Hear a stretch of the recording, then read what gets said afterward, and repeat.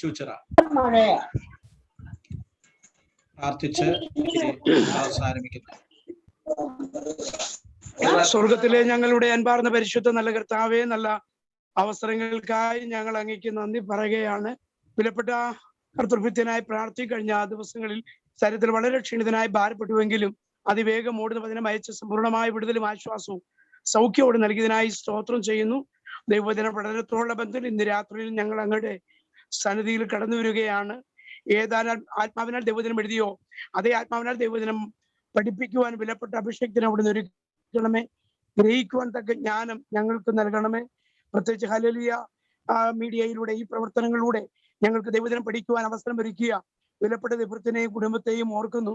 എല്ലാ പ്രവർത്തനത്തെയും അനുഗ്രഹിക്കണമേ. തുടർന്ന് അങ്ങയുടെ സ്ഥാനം ഒഴിക്കണം.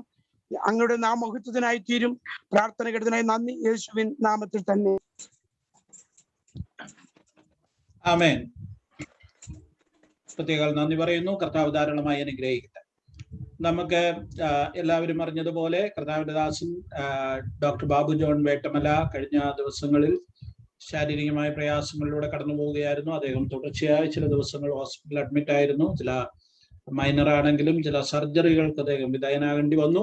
ആ സാഹചര്യങ്ങളിലെല്ലാം നമ്മളെല്ലാവരും ദൈവസന്നിധിയിൽ അദ്ദേഹത്തിന്റെ ആരോഗ്യത്തിന് വേണ്ടി, വിടുതലിന് വേണ്ടി ശക്തമായി പ്രാർത്ഥിക്കുകയും ദൈവസന്നിധിയിൽ അപേക്ഷിക്കുകയും ചെയ്തിരുന്നു. ദൈവത്തിന്റെ പരിശുദ്ധാത്മാവ് അദ്ദേഹത്തോട് കൂടെയിരുന്നു. ദൈവത്തിന്റെ കരം അദ്ദേഹത്തോട് കൂടെയിരുന്നു. അത്ഭുതമായി അദ്ദേഹത്തെ സഹായിച്ചു. കഴിഞ്ഞ ദിവസം ഞാൻ അദ്ദേഹത്തോട് സംസാരിച്ചപ്പോൾ പറഞ്ഞു, വേണമെങ്കിൽ നമുക്ക് ഈ ആഴ്ച കൂടെ ക്ലാസ് സ്കിപ്പ് ചെയ്യാം, അദ്ദേഹത്തിന്റെ ആരോഗ്യസ്ഥിതി കുറച്ചും കൂടെ ബെറ്റർ ആകുന്നത് വരെ അടുത്ത ആഴ്ച മതി എന്ന് ഞാൻ പറഞ്ഞു. എന്നാലും അദ്ദേഹം സമ്മതിച്ചില്ല.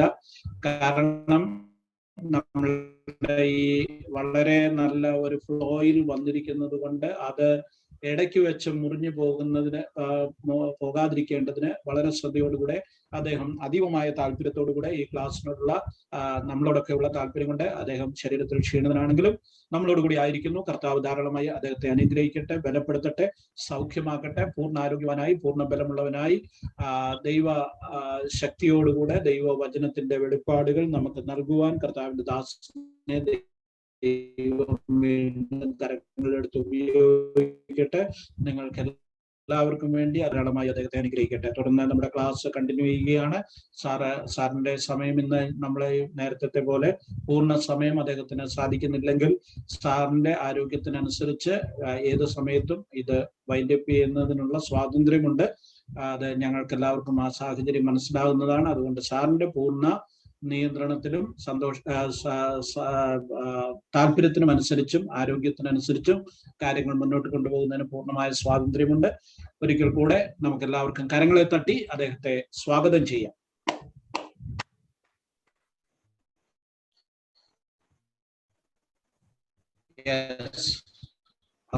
സ്തോത്രം.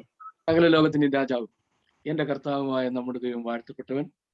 ധന്യവും നിസ്തുല്യമായ നാമത്തിൽ എല്ലാവർക്കും സ്നേഹവന്ദനം അറിയിക്കുന്നു. ഒരാഴ്ചത്തെ ഇടവേളയ്ക്ക് ശേഷം പ്രിയ സാങ്കുട്ടിച്ചാൻ പറഞ്ഞതുപോലെ വീണ്ടും നമുക്ക് ഒരുമിച്ച് ദൈവസ്ഥനിൽ വരുവാൻ ദൈവം എളിയവനായ അടിയന്റെ ശരീരസ്ഥിതിക്ക് മാറ്റം വരുത്തി ബലത്തോടെ ഇന്ന് നിങ്ങളുടെ മധ്യത്തിലാക്കിയിരിക്കുന്ന ദൈവത്തിന്റെ മഹാദയക്കായി നന്ദി നിറഞ്ഞ ഹൃദയത്തോട് സ്തോത്രം ചെയ്യുന്നു. പ്രാർത്ഥിച്ച എല്ലാ ദൈവമക്കൾക്കും ധാരാളം നന്ദിയും സ്നേഹവും കടപ്പാടും അറിയിക്കുന്നു. നിങ്ങളോടുള്ള വിധേയത്വം അറിയിക്കുന്നു. ദൈവം നമ്മളെ ഒരുമിച്ച് ഇന്ന് സമയം വീണ്ടും ധാരാളമായി അനുഗ്രഹിക്കുമാറാകട്ടെ. നാം തുടർമാനമായി പഠിച്ചുകൊണ്ട് ഇരിക്കുന്നതായ ടോപ്പിക്സിലേക്ക് നമ്മൾ വരികയാണ്. രണ്ട് വേൾഡ്സ്, രണ്ട് ലോകങ്ങൾ തമ്മിലുള്ള കൺഫ്രണ്ടേഷനാണ് നമ്മൾ പഠിച്ചുകൊണ്ടിരിക്കുന്നത്. ഞാന് ഒരു മാങ്ങയുടെ കഥ പറയാം. ഒരു ചക്കരമാങ്ങ, നല്ലതുപോലെ മധുരമുള്ള മാങ്ങയ്ക്ക് ചക്കരമാങ്ങ അതങ്ങോട്ട് അതിൻ്റെ പഴുത്ത് വന്നപ്പം ഒരമ്മച്ചി ഇതിനെ എടുത്ത് ഉപ്പിലിട്ടു. മാസങ്ങളിൽ ഇതതിനകത്ത് കിടന്നു. അങ്ങനെ ഈ ചക്കരമാങ്ങ ഉപ്പുമാങ്ങ ഒരു കല നിറച്ച് ചക്കരമാങ്ങ ഉപ്പുമാങ്ങ. അപ്പം പിന്നെ നമ്മള് കഴിക്കുന്നത് ഉപ്പുമാങ്ങ. ഈ മാങ്ങയുടെ ഏത് ഭാഗം നമ്മൾ കടിച്ചാലും ഉപ്പുരസം കിട്ടും ഇഷ്ടം പോലെ. എപ്പോ എടുത്ത് പിഴിഞ്ഞാലും ഉപ്പുരസമാണ്. ഉപ്പല്ലാതെ മറ്റൊന്നും ഈ മാങ്ങയിലില്ല. അപ്പം കഴിക്കുന്തോറും നമുക്ക് ഈ ഉപ്പിലിട്ടപ്പോ അതിനകത്ത് ചേർന്ന് വെളുത്തുള്ളി, കാന്താരി, കരിയാപ്പലയും ഇങ്ങനെയുള്ള സാധനങ്ങളുടെ മിക്സറിൽ നിന്ന് കിട്ടിയ ആ ടേസ്റ്റ് ഉണ്ടല്ലോ. അപ്പൊ ആ ടേസ്റ്റ് മാത്രം അനുഭവിച്ച് ശീലിച്ച ഒരാള് ഇതാ ചക്രമാങ്ങ എന്നാ ചിന്തിക്കുന്നത്. കാരണം അദ്ദേഹത്തിന്റെ ജീവകാലം മുഴുവൻ കഴിച്ചിട്ടുള്ളത് ഉപ്പിലിട്ട ചക്രമാങ്ങ, ഉപ്പിലിട്ട കച്ചരമാങ്ങ. അപ്പൊ തന്നെ ഉപ്പിലിട്ട ചക്രമാങ്ങ കഴിക്കാനുള്ള യോഗമില്ലാത്ത ചില ആൾക്കാരുണ്ട്. ആരെന്നറിയാമോ? അണ്ണാന്, കിളികള്, ഇവരൊക്കെ. അവര് മാവെന്ന് നേരിട്ട് ആ പഴുത്ത് നിൽക്കുന്ന മാമ്പഴം അവിടെ ചെന്ന് കഴിച്ചവരാണ്. അല്ലെങ്കിൽ മാങ്ങ വീഴുമ്പോ ഓടിച്ചെന്ന് പറക്കിയെടുത്തുന്ന ചില കൊച്ചു പിള്ളേരുണ്ട്. അവരുടെ അടുത്ത് ഈ ഉപ്പുമാങ്ങ കൊണ്ട് കൊടുത്ത് അവര് പറയും അല്ല. ഉടനെ ഉപ്പുമാങ്ങാക്കാരൻ്റെ ഒരു പറച്ചിൽ പറയും, എടാ നിനക്ക് എന്താ പറയാം, ഞങ്ങളുടെ ഈ ഭരണിയും ഈ ഉപ്പുനീരും ഈ കാന്താരി, ഈ വെളുത്തുള്ളി, ഈ ഇഞ്ചി, ഈ കരിയാപ്പലി, ഇതൊക്കെ ഉള്ളതുകൊണ്ടാണ് ഈ മാങ്ങ ഈ 5-8 മാസം നിലനിന്നത്. 1 വർഷം വരെ ഉപ്പുമാങ്ങ വിട്ടുപിടിക്കുന്ന അമ്മച്ചി വരെ കണ്ടിട്ടുണ്ടായിരുന്നു. ഞങ്ങളുടെ വീട്ടിലും പണ്ട് വെല്ലുവിളിച്ചിടുമായിരുന്നു. 1 വർഷം. ഈ 1 വർഷം ഈ മാങ്ങ നിലനിൽക്കാൻ കാരണം എന്താണ്? ഈ ഉപ്പുനീരാണ്. അപ്പൊ നിങ്ങൾ ഈ മാങ്ങയെ പറ്റി പഠിക്കുമ്പോൾ ആ ഉപ്പിന്റെ സ്വാധീനം എന്താണ്, ഉപ്പിന്റെ ക്വാളിറ്റി എന്താണ്, അത് ഏത് കടയിൽ മാനുഫാക്ചർ ചെയ്തതാണ്, ഏത് തീരത്താണ് ഈ ഉപ്പ് ഉണ്ടാക്കിയത്, അതിലെ കാന്തകാരി എവിടുന്ന് വന്നതാണ്, അവിടുത്തെ വെളുത്തുള്ളി ഏത് കടയിൽ നിന്ന് മേടിച്ചതാണ്, അവിടുത്തെ ഇഞ്ചി എവിടുന്ന് പഠിച്ചതാണ്, ഏത് വീട്ടിൽ നിന്നാണ് ആ കരിയാപ്പല കൊണ്ടുവന്നത്, ഇതൊക്കെ മനസ്സിലാക്കിയെങ്കിലേ നിങ്ങൾക്ക് ഇത് ഈ മാങ്ങയെ പറ്റി പറയാൻ കഴിയത്തുള്ളൂ. തുറന്ന് ശരിയാ, ഇതെല്ലാമാണ്. എന്നാ ഒരു സത്യമുണ്ട്, ഈ കാന്തകാരി, ഈ വെളുത്തുള്ളി, ഈ കരിയാപ്പല, ഈ ഉപ്പുമാങ്ങ, ഈ ഉപ്പുനീരും ഒക്കെ ഉണ്ടാകുന്നതിന് എത്രയോ മുമ്പുണ്ടായതായി മാങ്ങ. 2, ഈ മാങ്ങായിക്ക് ഈ ഉപ്പുനീരിനകത്ത് കയറുന്നതിന് മുമ്പ് ഒരു ടേസ്റ്റ് ഉണ്ടായിരുന്നു. അതിന്റെ original taste, the real taste എന്ന് പറയുന്നത്. ഇനി ഞാൻ 2 ലോകത്തെ പറ്റി പറയാൻ പോവാ. കഴിഞ്ഞ 2000 വർഷമായി, അങ്ങനെ ഞാൻ പറഞ്ഞ തെറ്റാ, 1400 വർഷമായി നമുക്ക് കിട്ടിയ വേദപുസ്തകം എന്ന് പറയുന്നത് ഉപ്പുമാങ്ങായ. അപ്പൊ നമ്മുടെ വേദപുസ്തക പഠനം മുഴുവൻ ഈ ഉപ്പുനീരിനെ പറ്റിയും ഇതിന്റെ കാന്തകാരിയെ പറ്റിയും ഇതിനകത്ത് ചേർന്ന മറ്റ് വിഭവങ്ങളെ പറ്റിയുമാണ്. അതെങ്ങനെ സംയോജിച്ചിരിക്കുന്നുള്ളതാണ്.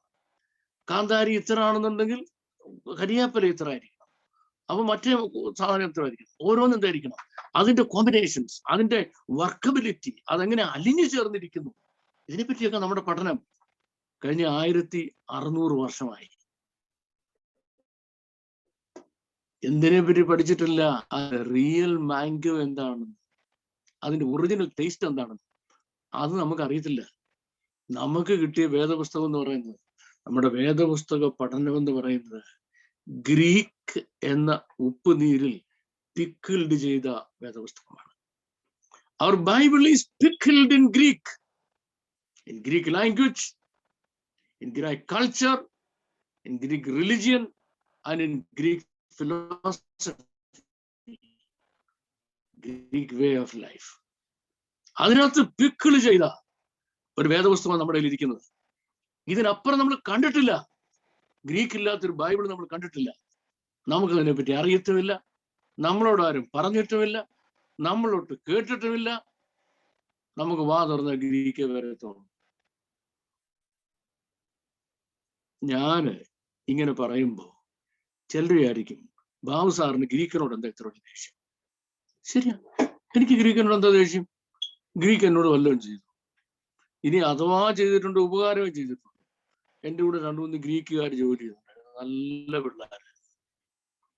പിന്നെ ഞാനും വൈഫും കൂടെ ലണ്ടനിൽ ഗ്രീക്ക് റെസ്റ്റോറൻറ്റിൽ ഭക്ഷണം കഴിക്കാൻ പോകാൻ ഒരു വിജയ സാങ്കുട്ടിയെ വിളിച്ചോണ്ട്, പാസ്റ്റർ വിജയ സാങ്കുട്ടി ഫേമസ്, അദ്ദേഹത്തെ വിളിച്ചുകൊണ്ട് ഞാനും എൻ്റെ ഫാമിലിയും കൂടെ റോഡ് ദൂരെ യാത്ര ചെയ്ത് ഒരു ഗ്രീക്ക് റെസ്റ്റോറൻറ്റിൽ പോയി. നല്ല ഫുഡാണ്, ഗ്രീക്ക് ആളുകളെ കാണാൻ നല്ല മനോഹരമായൊരു ഭാഷയാണ്. വെസ്റ്റേൺ വേൾഡിലെ ഏറ്റവും നല്ല ഭാഷയാണ് ഗ്രീക്ക്. ഗ്രീസ് കാണാനോ എന്തോ മനോഹരമാണ്. അപ്പൊ ഇവരാരും എന്നോടൊരു ദോഷം ചെയ്തിട്ടില്ല, എനിക്ക് ഇവരോട് ആരും ഒരു വിരോധമില്ല. ഗ്രീക്കിനെ അഡ്രസ് ചെയ്യുന്നുള്ളത് എൻ്റെ ഡ്യൂട്ടി അല്ല. I'm not addressing Greek. ഞാൻ മറിച്ച് ഈ ഗ്രീക്കിനകത്ത് പിക്കിൾഡായ ഈ വേദപുസ്തകത്തെ ഒന്ന് ഡീക്രീസ് ചെയ്തെടുക്കാൻ, ഒന്ന് അൺപിക്കിൾ ചെയ്തെടുക്കാൻ. Unpickle the Bible from the pickle of Greece or Greek. Unpickle the Bible from the pickle of Greek. Greek എന്ന പിക്കിളിൽ നിന്ന് വിശുദ്ധ വേദപുസ്തകം അൺപിക്കിൾ ചെയ്യാനുള്ള ശ്രമമാണ് എൻ്റേത്. എന്തിനെന്നറിയാമോ? എങ്കിലും എൻ്റെ റിയൽ ടേസ്റ്റ് അറിയത്തുള്ളൂ. അവിടെ ആ റിയൽ ബൈബിൾ കിടക്കും. ആ റിയൽ ബൈബിൾ നമ്മൾ അറിഞ്ഞില്ലെങ്കിൽ എന്താ കുഴപ്പം? That is a next question. സാറി പറയുന്ന കാര്യങ്ങളൊക്കെ അറിഞ്ഞില്ലെങ്കിൽ എന്താ കുഴപ്പം? കുഴപ്പത്തെ പറ്റി ഞാൻ ആദ്യം പറയാം, എന്നിട്ട് നമുക്ക് ഇന്നത്തെ ക്ലാസ് മുന്നോട്ട് പോകാം. കുഴപ്പം കേട്ടോണേ. ഓരോ പ്രായത്തിലും അറിഞ്ഞിരിക്കേണ്ട അറിവിന്റെ ഒരു ലെവലുണ്ട്. ഓരോ പ്രായത്തിലും അറിഞ്ഞിരിക്കേണ്ട അറിവിന്റെ ലെവലുണ്ട്. ആ ലെവലാകുമ്പോൾ ആ അറിവ് കിട്ടിയില്ലെങ്കിൽ അത് പ്രോബ്ലമാണ്. ആ ലെവലാകുമ്പോൾ അത്രയും പറഞ്ഞാൽ നിങ്ങൾക്ക് മനസ്സിലാവും. നമ്മൾ വളർന്നു വരിക, നമ്മുടെ ഇൻഫൻസിൽ നമുക്കറിയാവുന്ന കാര്യങ്ങൾ ആകെപ്പാടെ അമ്മ തരുന്ന പാലും പിന്നെ അമ്മയും അപ്പനെയും. അതും അറിയാറില്ല അന്ന് അല്ലേ? ഒരു കുഴപ്പമുണ്ടോ ഇല്ലല്ലോ അന്നത്തെ ഗ്രോത്തിന്. മലന്ന് അവിടെ കിടങ്ങി കീന്ന് കരയും. അമ്മ പാല് തരും, 1, 2 ഒക്കെ നിക്കറെ തന്നെയാണ് പോകുന്നത്. അതിന് അമ്മ തല്ലത്തുമില്ല, എന്തിനാണ് അങ്ങനെ ചെയ്യുന്ന പറഞ്ഞു, കുഴപ്പമില്ല. ആ പ്രായമാണ് നമ്മുടെ സ്പിരിച്വൽ ഗ്രോത്ത്. ക്രിസ്തു എന്ന തലയോളം വരുന്ന മച്യൂരിറ്റിയാണ്. ക്രിസ്തു എന്ന തലയോളം വരേണ്ട മച്യൂരിറ്റിയാണ് നമ്മുടെ സ്പിരിച്വൽ ഗ്രോത്ത്. അത് നമ്മൾ മനസ്സിലാക്കണം. അപ്പം ഒരു ഏജിൽ മനസ്സിലാക്കിയിരിക്കേണ്ട അറിവ് ആ ഏജിൽ മനസ്സിലാക്കാൻ കഴിയുന്നില്ലെങ്കിൽ there is something seriously wrong with you. There is something seriously wrong with you. ഇനി യേശു ക്രിസ്തുവിനെ എന്തുകൊണ്ട് രക്ഷിതാവായി സ്വീകരിച്ചില്ലെന്ന് കർത്താവ് ഭൂമിയിൽ ജനിക്കുന്നതിന് മുമ്പുള്ള ആരോടും ചോദിക്കുന്നത്, ഞാനൊരിക്കൽ സ്നാനപ്പെടണം എന്നുള്ളത് സ്വർഗത്തിൽ പോകാൻ അനിവാര്യമായ കാര്യമാണെന്ന് ഇവിടുത്തെ ക്ലാസ് എടുത്തപ്പം 2-3 അച്ചാന്മാരും എന്നോട് ചോദിച്ചു. ദാവീദ് സ്നാനപ്പെട്ടില്ലല്ലോ, അബ്രഹാം സ്നാനപ്പെട്ടില്ലല്ലോ അല്ലേ? അവര് പോകുന്ന സ്വർഗത്തിൽ എനിക്ക് പോയാൽ മതി. ഏതാ? അബ്രഹാമും ദാവീദും സ്നാനപ്പെടാതെ സ്വർഗത്തിൽ പോയെങ്കിൽ അവര് പോകുന്ന സ്വർഗത്തിൽ എനിക്ക് പോയാൽ മതി. ഒരു പ്രായത്തിൽ നമ്മൾ എത്തേണ്ട അറിവിന്റെ ഒരു ലെവലുണ്ട്. വിശുദ്ധ വേദപുസ്തകത്തെ പറ്റി അതിൻ്റെ ഒറിജിനാലിറ്റി മനസ്സിലാക്കി പഠിക്കുകയും അതിൻ്റെ ഒറിജിനാലിറ്റിയിൽ പൊരുൾ തിരിച്ചു കൊടുക്കുകയും ചെയ്ത് ഈ കാലഘട്ടത്തെ കർത്താവിന് വേണ്ടി നേടിയെടുക്കേണ്ട ഉത്തരവാദിത്വം ഉള്ള ആളുകളാണ് നമ്മൾ. ഞാൻ നമ്മുടെ ടോപ്പിക്സ് ഇന്നത്തെ ക്ലാസ്സുമായിട്ട് ബന്ധപ്പെട്ടല്ലെങ്കിലും നിങ്ങളോട് പറയാം. നമ്മുടെ വാഴ്ത്തപ്പെട്ട കർത്താവ് ഭൂമിയിൽ വന്ന് വചന ശുശ്രൂഷ ആരംഭിക്കുമ്പോൾ കർത്താവ് താൻ പറഞ്ഞു തുടങ്ങിയതും എൻ്റെ പ്രായത്തിൽ പറഞ്ഞിരിക്കുന്ന പോലെ 2 ഈവിൾ മെഷീനറികൾ ഈ ലോകത്തുണ്ടായിരുന്നു. 2 ഈവിൾ മെഷീനറികൾ. ഒന്നാമത്തെ evil machinery the evil religious Jewish world ആയിരുന്നു. The evil godless Jewish religious world ആയിരുന്നു. It was so വിഷ്യസ്, അത്ര വിഷ്യസ് ആയിരുന്നു. കർത്താവിന് അവരെ പറ്റി ഒരു ഒറ്റ സെന്റൻസേ പറയാനുള്ളായിരുന്നു, നിങ്ങൾക്ക് അയ്യോ കഷ്ടം. ഒന്നും പറയാനില്ല, ഒന്നും അവരെ പറ്റി പറയാനില്ല. അവരോധന്മാരെ, ശാസ്ത്രിമാരെ, പരീശന്മാരെ, സദൂക്യരെ, നിങ്ങൾക്ക് അയ്യോ കഷ്ടം. ഇനി രണ്ട്, ഒരു ഫൈനാൻഷ്യൽ മിലിറ്ററി റഷ്യം അപ്പുറത്തുണ്ടായിരുന്നു. That was a Roman world. ലോകം മുഴുവൻ പിടിച്ചടക്കി വെച്ചിരിക്കുന്ന വലിയൊരു ഈവിൾ മെഷീനറിയാണ്. ഈ രണ്ട് ഈവിൾ മെഷീനറി ഒരുപോലെ നിൽക്കുമ്പോൾ ഇതിന്റെ ഇടയ്ക്കാണ് ഒരു പിടി സാധാരണക്കാരെ കൊണ്ട് ദൈവവചനം പ്രസംഗിപ്പിക്കാൻ നമ്മുടെ വാഴ്ത്തപ്പെട്ട കർത്താവ് തുടങ്ങിയത്. He was very careful. രണ്ടിനെ അറ്റാക്ക് ചെയ്തില്ല. റോമൻ വേൾഡിനെ അറ്റാക്ക് ചെയ്തില്ല, ജൂയിഷ് റിലീജിയൻ വേൾഡിനെ അറ്റാക്ക് ചെയ്തില്ല. അതിന്റെ ഇടയ്ക്ക് the real undiluted uncorrupted word of God, മായമില്ലാത്ത പഥ്യവചനം തന്റെ ശിഷ്യന്മാർക്ക് പറഞ്ഞു കൊടുത്തിട്ട്, do you know what happened? ഈ രണ്ടുപേരും അവരുടെ സകല ശക്തി ഉപയോഗിച്ച് സഭയെ നശിപ്പിക്കാൻ ശ്രമിച്ചു. ഈ രണ്ടുപേരും അവരുടെ സകല ശക്തി ഉപയോഗിച്ച് സഭയെ നശിപ്പിക്കാൻ ശ്രമിച്ചു. സഭയുടെ കയ്യിൽ ഒരു ഒറ്റ ആയുധം, the double-edged sword, that is the word of the God in spirit. ദൈവവചനമെന്ന ആത്മാവിന്റെ ഇരുവായുത്തിലുള്ള വാള്, അത് മാത്രമേ ദൈവസഭയുടെ കയ്യിലുള്ളൂ, ഈ ശിഷ്യന്മാരുടെ കയ്യിലുള്ളൂ. And the next 400 years, ലോകചരിത്രം ശ്രദ്ധിച്ചു വായിക്കണം. The next 400 years സംഭവിച്ചത്, ഈ രണ്ട് റഷ്യയും ഇടിഞ്ഞു. ഈ രണ്ട് റഷ്യയും, ഈ രണ്ട് പ്രസ്ഥാനങ്ങളും തകർന്നു. പൗലോസ് പറയുക, കൈസറുടെ അരമനയിലെ സഭക്കാരും നിങ്ങൾക്ക് വന്ദനം ചെയ്യുന്നെന്ന്. എന്ന് പറഞ്ഞാൽ സഭ എവിടം വരെ എത്തി? കൈസറുടെ അരമനയ്ക്കകത്ത് വരെ കയറി സഭ പണിതു, പള്ളി പണിതു. തകർന്നുപോയി. ഈ രണ്ട് മെഷീനറി, ഒരൊറ്റ വാള്. ഏതാണെന്നറിയാമോ? ദൈവവചനമെന്ന ഇരുവായത്തിലുള്ള ആത്മാവിന്റെ വാള്. ആ വാളിന് എന്ത് സംഭവിച്ചതിന് ശേഷം? Where is that sword afterwards? AD 400 കഴിഞ്ഞപ്പോൾ ആ സോഡിന് എന്താ സംഭവിച്ചത്? അതെവിടെ പോയി? യേശുക്രിസ്തു പ്രസംഗിച്ചിട്ടില്ലാത്ത വേറൊരു സുവിശേഷം ഇന്ന് പ്രസംഗിക്കുന്നു. പൗലോസ് പറയാ, അത് ഞങ്ങളെ പ്രസംഗിച്ച സുവിശേഷമല്ല. യേശുക്രിസ്തു പറയാത്ത വേറൊരു കാര്യം ഇന്ന് നടക്കുന്നു, അത് ഞങ്ങൾ ചെയ്തതല്ല. ഞാൻ തുറന്നു പറയാൻ ഇന്ന് പോകാൻ ആഗ്രഹിക്കുന്നില്ല.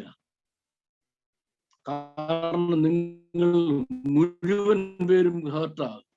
അടുത്ത ക്ലാസ് നിങ്ങൾ ആരും കാണത്തില്ലെന്ന് എനിക്കറിയാം. നിങ്ങൾ 2-3 ക്ലാസ് അവൻ കുറെ കാര്യങ്ങൾ തുറന്നു പറയാത്തത്. ആ സ്വേഡ് നമുക്കിന്നില്ല, ആ വാളിന്ന് നമ്മുടെ ഇല്ല. അന്ന് പ്രസംഗിച്ച സുവിശേഷമല്ല നമ്മളിന്ന് പ്രസംഗിക്കുന്നത്. ഞാൻ ആദ്യം പറഞ്ഞ ഉദാഹരണത്തിലേക്ക് വന്നാൽ, അന്ന് കഴിക്കാൻ കൊടുത്ത ചക്കരമാമ്പഴമല്ല ഇന്ന് നമ്മൾ സെർവ് ചെയ്യുന്നത്. ഇന്ന് നമ്മൾ സെർവ് ചെയ്യുന്നത് ഗ്രീക്ക് എന്ന പിക്കിളിനകത്ത് പിക്കിൾഡ് മാങ്ങയാണ്. ഇത് രണ്ടും രണ്ടാ. ഈ പിക്കിൾ മാങ്ങ കൊണ്ട് നമ്മൾ ഒരുപാട് കസർത്ത് കാണിച്ചു. കാണിക്കാൻ കാര്യം എന്നറിയാമോ? നമ്മുടെ പ്രധാന 2 ശത്രുക്കൾ ഇടിഞ്ഞു പോയതുകൊണ്ട് നമുക്ക് ഈ പിക്കിൾ മാങ്ങ കൊണ്ട് കസർത്ത് കാണിക്കാൻ കഴിഞ്ഞു. അല്ലെ, കുറെ കൂടെ വ്യക്തമായിട്ട് പറഞ്ഞാൽ, നമുക്ക് മുനപോയ വാളുണ്ടല്ലോ, മുനപോയ വാള് നമ്മുടെ ഇരിക്കുന്നത് യേശുക്രിസ്തു പ്രസംഗിച്ച സുവിശേഷമല്ല, ശിഷ്യന്മാരെ പ്രസംഗിച്ച സുവിശേഷമല്ല, ആദിമസഭ പ്രസംഗിച്ച സുവിശേഷമല്ല, ആ വേദപുസ്തകമല്ല. വേദപുസ്തകത്തിന്റെ പ്രസംഗകർ എന്ന് പറയുന്ന ആളുകൾ ഇന്ന് പ്രസംഗിക്കുന്നതെന്ന് ഞാൻ അടിവരയിട്ട് നിങ്ങൾക്ക് കാണിച്ചു തരാം. ദൈവത്തിന്റെ പരിശുദ്ധാത്മാവിന്റെ സഹായം ലഭിക്കുകയാണെങ്കിൽ. വളരെ ഹൃദയവേദനയോടെ സംസാരിക്കുന്നത്.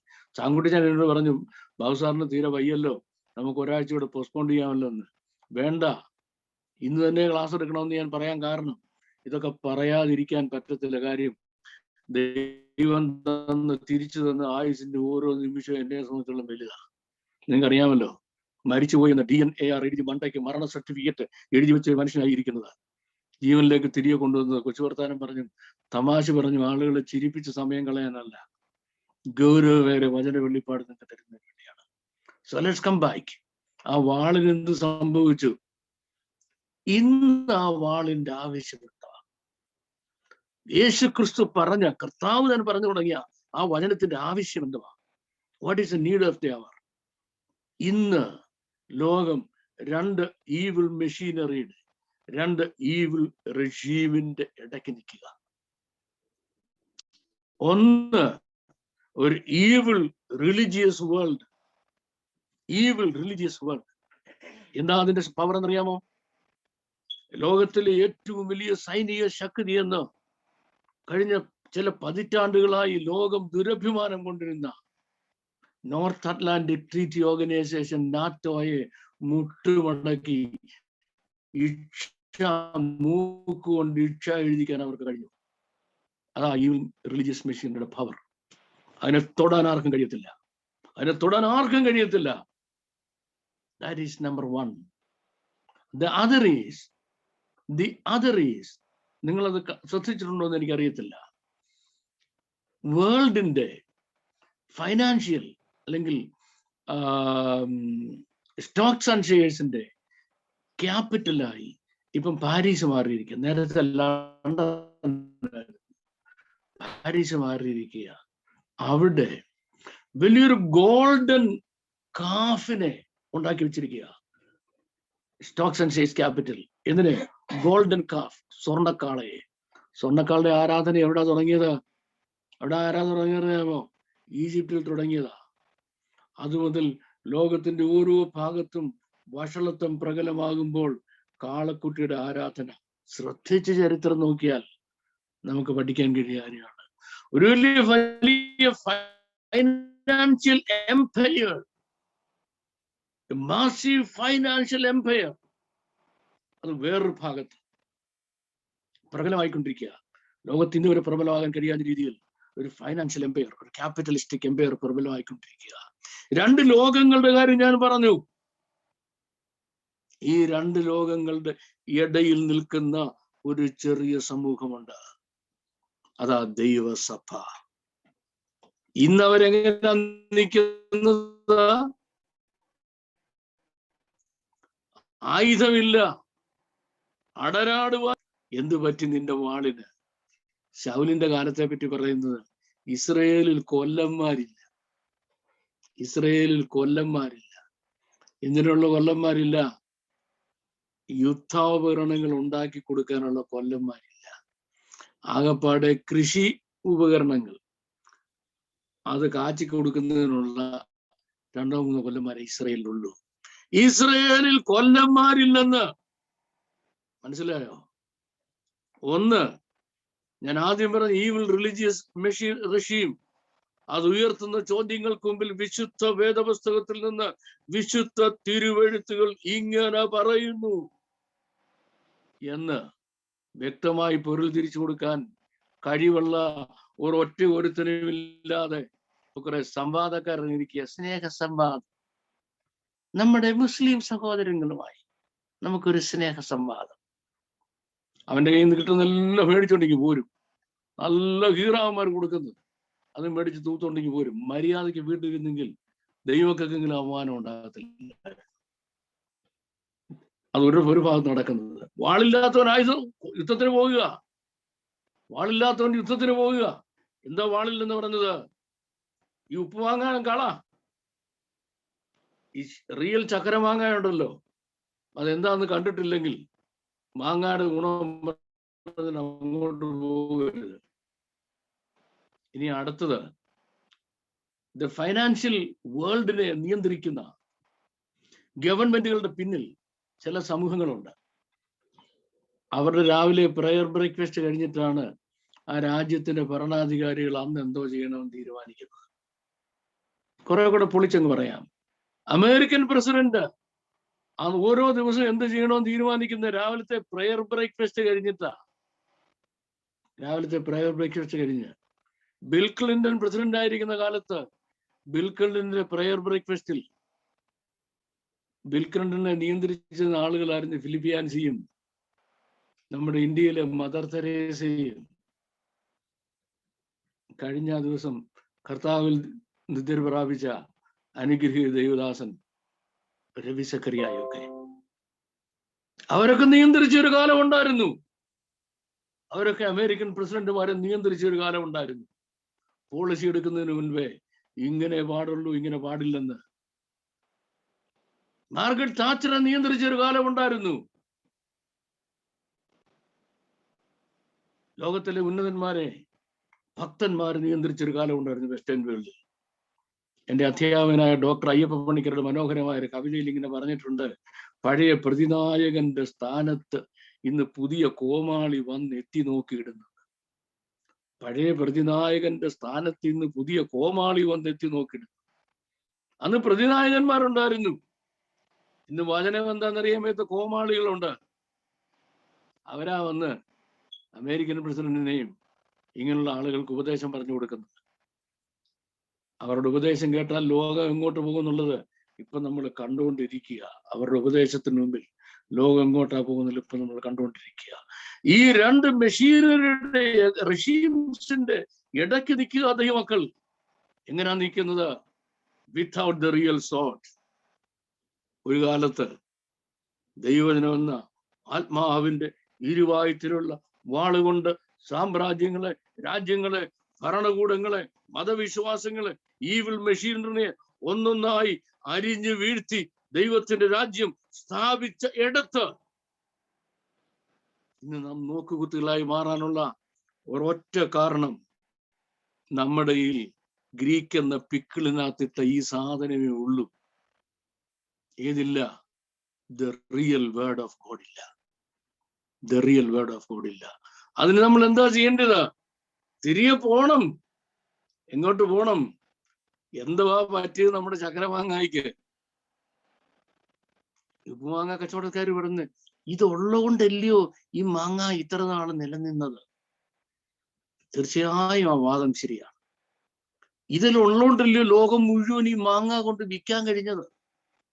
നിങ്ങളുടെ പറമ്പിൽ വിൽക്കുന്ന ഈ മാങ്ങ ലോകം മുഴുവൻ വിൽക്കാൻ കഴിഞ്ഞത് എന്തുകൊണ്ടാണ്? ഈ ഉപ്പുമാങ്ങ ഉപ്പുനീരിനകത്ത് ഇട്ടുകൊണ്ടില്ലയോ? എന്തോ ഒരു വാദമാണത്. എന്തൊരു ഭയങ്കര വാദമാണ്. ആ വാദത്തിനോട് മറുപടി പറയാനും സംവാദത്തിലേക്ക് തിരിയാനും എൻ്റെ ഈ ഫ്രം സൈനായി ടു അലക്സാൻഡ്രിയ എന്ന പ്രോഗ്രാം ഞാൻ ആഗ്രഹിക്കുന്നില്ല. അതും നല്ല ഒരു സംവാദത്തിലേക്ക് തിരിയാനും ഞാൻ ആഗ്രഹിക്കുന്നില്ല. ദൈവമക്കൾക്ക് ലഭിക്കേണ്ട കാര്യങ്ങൾ അവരുടെ കാര്യങ്ങളിൽ എത്തിച്ചു കൊടുക്കുക എന്ന് മാത്രമേ ഞാൻ ആഗ്രഹിക്കുന്നുള്ളൂ. Let's come back. ഒന്ന്, സ്വർഗസ്ഥനായ ദൈവം പറഞ്ഞു തുടങ്ങിയതും ദൈവം താൻ എഴുതി കൊടുത്തതുമായ ദൈവത്തിന്റെ തിരുവചനം, ഭാഷ, സംസ്കാരം, മതവിശ്വാസം, ജീവിത രീതികൾ, പ്രമാണങ്ങൾ ഒരു ഭാഗത്ത്. ഞാൻ പറഞ്ഞ മെഡിറ്ററേനിയൻ കടലിന്റെ കിഴക്കൻ ഭാഗം, ഓറിയന്റൽ. രണ്ട്, അന്ധകാരത്തിന്റെ സമയത്ത്, during the time of the dark ages, ഇരുളിൽ പുറപ്പെട്ടു വന്ന ഒരു ഭാഷ, സംസ്കാരം, മതവിശ്വാസം, ജീവിത രീതി, ഫിലോസഫി. ഇത് രണ്ടും തമ്മിലുള്ള കൺഫ്രണ്ടേഷനാണ്. അതിന്റെ കഥയാണ് ഞാൻ പറഞ്ഞുകൊണ്ട് വരുന്നത്. അലക്സാൻഡ്രിയ വരെ ഞാൻ എത്തി. അലക്സാൻഡ്രിയയിൽ സംഭവിച്ച ഘട്ടം ഘട്ടമായ കാര്യങ്ങളെ പറ്റി കഴിഞ്ഞ ക്ലാസ്സിൽ പറഞ്ഞുകൊണ്ടിരിക്കുകയായിരുന്നു. ഇനിയും അത് ഓൾഡ് ടെസ്റ്റ്മെന്റ് പീരീഡ് അവസാനിക്കുക.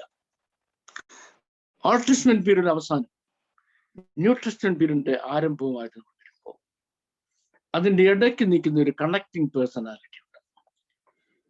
ഇടയ്ക്ക് നിൽക്കുന്ന ഒരു കണക്റ്റിംഗ് പേഴ്സണാലിറ്റി ഉണ്ട്.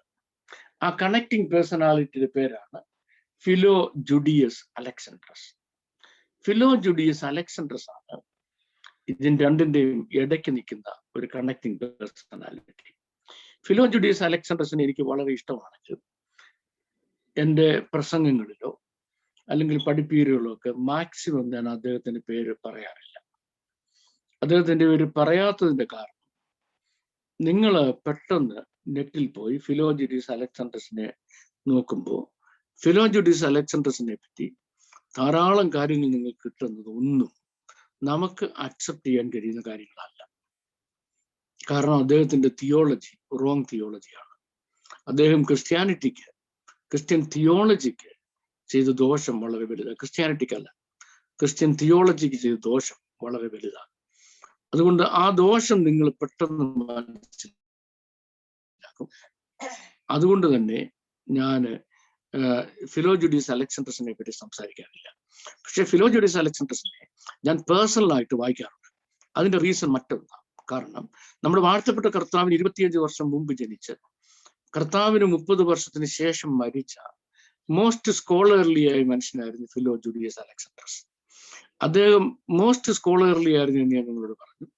പിന്നെ വേറൊരു കാര്യം, അദ്ദേഹമാണ് ആ കാലഘട്ടത്തിൽ ദൈവസഭയ്ക്കും നമ്മുടെ വാഴ്ത്തപ്പെട്ട കർത്താവിനും എന്ത് സംഭവിച്ചു എന്നുള്ള ഒരു ദൃക്സാക്ഷി വിവരണം നമുക്ക് തന്നു. ഒരു ദൃക്സാക്ഷി വിവരണമാണ്. ക്രൂശിക്കപ്പെട്ട കൊണ്ടുപോകുന്ന നമ്മുടെ വാഴ്ത്തപ്പെട്ട കർത്താവിനെ പറ്റി ഫിലോ ജുഡിയസ് അലക്സാൻഡ്രസ് പറഞ്ഞിരിക്കുന്ന വിവരണങ്ങളും 1-ാം നൂറ്റാണ്ടിലെ സഭയ്ക്ക് സംഭവിച്ച സംഭവങ്ങളെ പറ്റി പറഞ്ഞിരിക്കുന്ന വിവരണങ്ങളും മറ്റ് എഴുത്തുകാരിലില്ല. ഇനി ഇതൊക്കെ ശരിയാണോ എന്നറിയുന്നതിന് വേണ്ടി നമുക്ക് റെഫർ ചെയ്യാൻ കഴിയുന്നത് വിശുദ്ധ പഴയ നിയമങ്ങളാണ്. വിശുദ്ധ പഴയ നിയമ പുസ്തകങ്ങൾ നമ്മുടെ വാഴ്ത്തപ്പെട്ട കർത്താവിനെ പറ്റി പറഞ്ഞിരിക്കുന്ന പ്രവചന ഭാഗങ്ങളും കഷ്ടാനുഭവങ്ങളിൽ കൂടെ കടന്നു പോകുന്ന കർത്താവിന് സംഭവിച്ച കാര്യങ്ങളും തമ്മിൽ നമ്മൾ കണക്ട് ചെയ്യുവാൻ നമ്മളെ ഏറ്റവും സഹായിക്കുന്ന എഴുത്തുകാരനാണ് ഫിലോ ജുഡിയസ് അലക്സാൻഡ്രസ്. മാത്രമല്ല അദ്ദേഹത്തിന്റെ സ്കോളർഷിപ്പിനെ പറ്റി, ഞാൻ അദ്ദേഹത്തിന്റെ തിയോളജി അല്ല പറഞ്ഞത്, അങ്ങോട്ട് നമുക്ക് പോകുന്നേ ഇല്ല. കാര്യം തിയോളജിക്കൽ ലെവലിൽ അദ്ദേഹം ചെയ്ത് വഷളത്തരമാണ് ഇന്ന് നമ്മൾ പറയാം. പക്ഷെ അദ്ദേഹത്തിന്റെ സ്കോളർഷിപ്പിനെ നമുക്ക് ക്വസ്റ്റ്യൻ ചെയ്യാൻ ഒക്കത്തില്ല. ഞാനിത് പറയാത്തതിന്റെ കാരണം അദ്ദേഹത്തിന്റെ സ്കോളർഷിപ്പും അദ്ദേഹത്തിന്റെ തിയോളജിയും തമ്മിൽ തിരിച്ചറിയാനുള്ള പ്രാപ്തി എൻ്റെ പ്രസംഗം കേൾക്കുന്ന ആളുകൾക്ക് അഥവാ ഇല്ലാതെ പോയാൽ എൻ്റെ പ്രസംഗം അവരെ വഴിതെറ്റിച്ച് വേറൊരു ഭാഗത്തെ കൊണ്ടുപോകാൻ സാധ്യത ഉള്ളത് കൊണ്ട് ഞാൻ അതിനെപ്പറ്റി പറയാതിരിക്കുക. So I keep silent. ഞാൻ അങ്ങനെ ഒരു കാര്യം പറഞ്ഞിട്ടില്ല എന്ന് നിങ്ങൾ വെച്ചു. ഇനി വിശുദ്ധ വേദപുസ്തകവും വിശുദ്ധ പഴയ നിയമത്തിന് ശേഷം സഭ എഴുന്നേറ്റ് വരുമ്പോൾ സഭയുടെ ബേസിസ് മുഴുവനും വിശുദ്ധ പഴയ നിയമങ്ങളാണ്. കാരണം വിശുദ്ധ പഴയ നിയമത്തിൽ പ്രവാചകന്മാരിൽ കൂടെ അഭിഷക്തന്മാരിൽ കൂടെ ദൈവം ലോകത്തിന് വാഗ്ദത്തം ചെയ്ത ലോകരക്ഷിതാവാണ് വാഴ്ത്തപ്പെട്ട കർത്താവ് നസറേനായ യേശു എന്ന കാര്യമാണ് അപ്പോസ്തലന്മാർ പ്രസംഗിച്ചത്. അപ്പോസ്തലന്മാർ പ്രസംഗിച്ചത് ന്യായപ്രമാണങ്ങളിൽ പ്രവാചകന്മാരിൽ ഒരാളെ പറ്റി പറഞ്ഞിട്ടുണ്ട്. ന്യായപ്രമാണവും പ്രവാചകന്മാരും ആരെ പറ്റി പറഞ്ഞു? ആ ആളാണ് നസറേനായ യേശു. അപ്പൊ നസറേനായ യേശുവിന്റെ ഇൻഡിവിജ്വാലിറ്റി എന്താണ്? അസ്തിത്വം എന്താണ്? നസറേനായ യേശു എവിടെ നിന്നാ വരുന്നത്? ഏതോ ഒരു മറിയയ്ക്കും ഏതോ ഒരു യോസഫ് ആശാരിക്കും ഉണ്ടായ ഒരു നല്ല കുഞ്ഞ് എന്ന് അപ്പോസ്തലന്മാർ യേശുക്രിസ്തുവിനെ പ്രസംഗിച്ച് ഇല്ല. മറിച്ച് ന്യായപ്രമാണവും പ്രവാചകന്മാരും ആരെ പറ്റി പറഞ്ഞോ? ആ ആളാണ് യേശു എന്നാണ് പ്രസംഗിച്ചത്. ഹല്ലേലൂയ.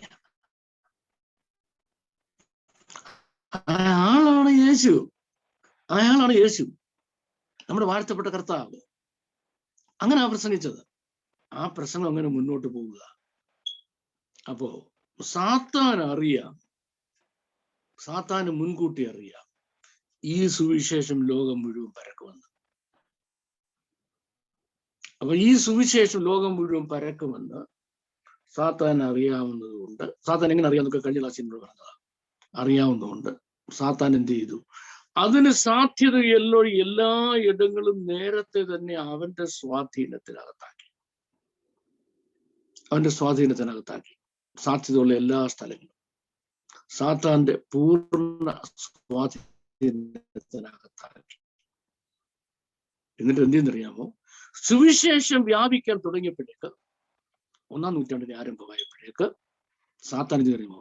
ലോകത്തിലെ ഏറ്റവും പ്രധാനപ്പെട്ട 3ാമത്തെ മഹാനഗരമായ എഫെസോസും അതിന് സ്ഥലമൊരുക്കിയ വെസ്റ്റേൺ ടർക്കിയും അവന്റെ കേന്ദ്രമാക്കി മാറ്റി. വെസ്റ്റേൺ ടർക്കിയിലെ ഒരു പ്രധാനപ്പെട്ട പോയിന്റായ പെർഗമം എന്ന സ്ഥലത്ത് സാത്താൻ അവന്റെ ക്യാപിറ്റൽ പണിത്. സിംഹാസനത്തെപ്പറ്റി നിങ്ങൾക്ക് അതിന്റെ വിഷ്വൽസ് ഒക്കെ എനിക്കൊന്ന് കാണിച്ചു തരണമെന്ന് ആഗ്രഹം ഉണ്ടായിരുന്നെങ്കിലും ഈ കഴിഞ്ഞ ആഴ്ച എൻ്റെ തീവ്രമായ ഹോസ്പിറ്റലൈസേഷൻ 9 ദിവസം കടന്നുപോയി. പിന്നെ കണ്ണിന്റെ കാഴ്ച നല്ലതുപോലെ കുറഞ്ഞു. നിങ്ങൾ ഓർക്കുമ്പോൾ ഒന്ന് പ്രാർത്ഥനയിൽ അതുപോലെ ഓർക്കണം. അപ്പൊ എന്തെങ്കിലും കാര്യം സേർഫ് ചെയ്തെടുക്കാൻ പഴയ ഫയലിൻ്റെ എടുക്കാൻ കഴിയാതെ പോയി. അല്ലെങ്കിൽ എൻ്റെ സിംഹാസനം നിങ്ങൾക്കൊന്ന് കാണിച്ചു തരാമായിരുന്നു. ദൈവം അനുവദിച്ചാൽ വരും ദിവസം ഒന്ന് എടുക്കാൻ നോക്കാം. Okay, let's come back. സാത്താൻ അവന്റെ ക്യാപിറ്റൽ വെസ്റ്റേൺ ടർക്കിയിലേക്ക് മാറ്റി. മുമ്പ് ഞാൻ പറഞ്ഞു, നിങ്ങൾ ഓർക്കുന്നുണ്ടെന്ന് എൻ്റെ വിശ്വാസം, സാത്താന്റെ സിംഹാസനങ്ങൾ ഇങ്ങനെ സ്ഥലങ്ങൾ മാറി മാറി പോകുന്ന കാര്യം.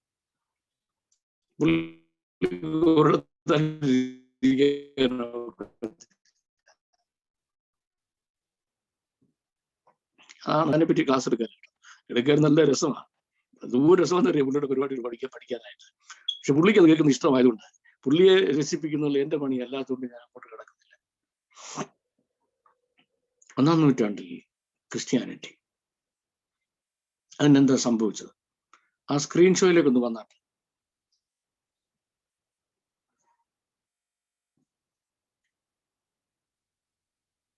Yes, the head-on encounter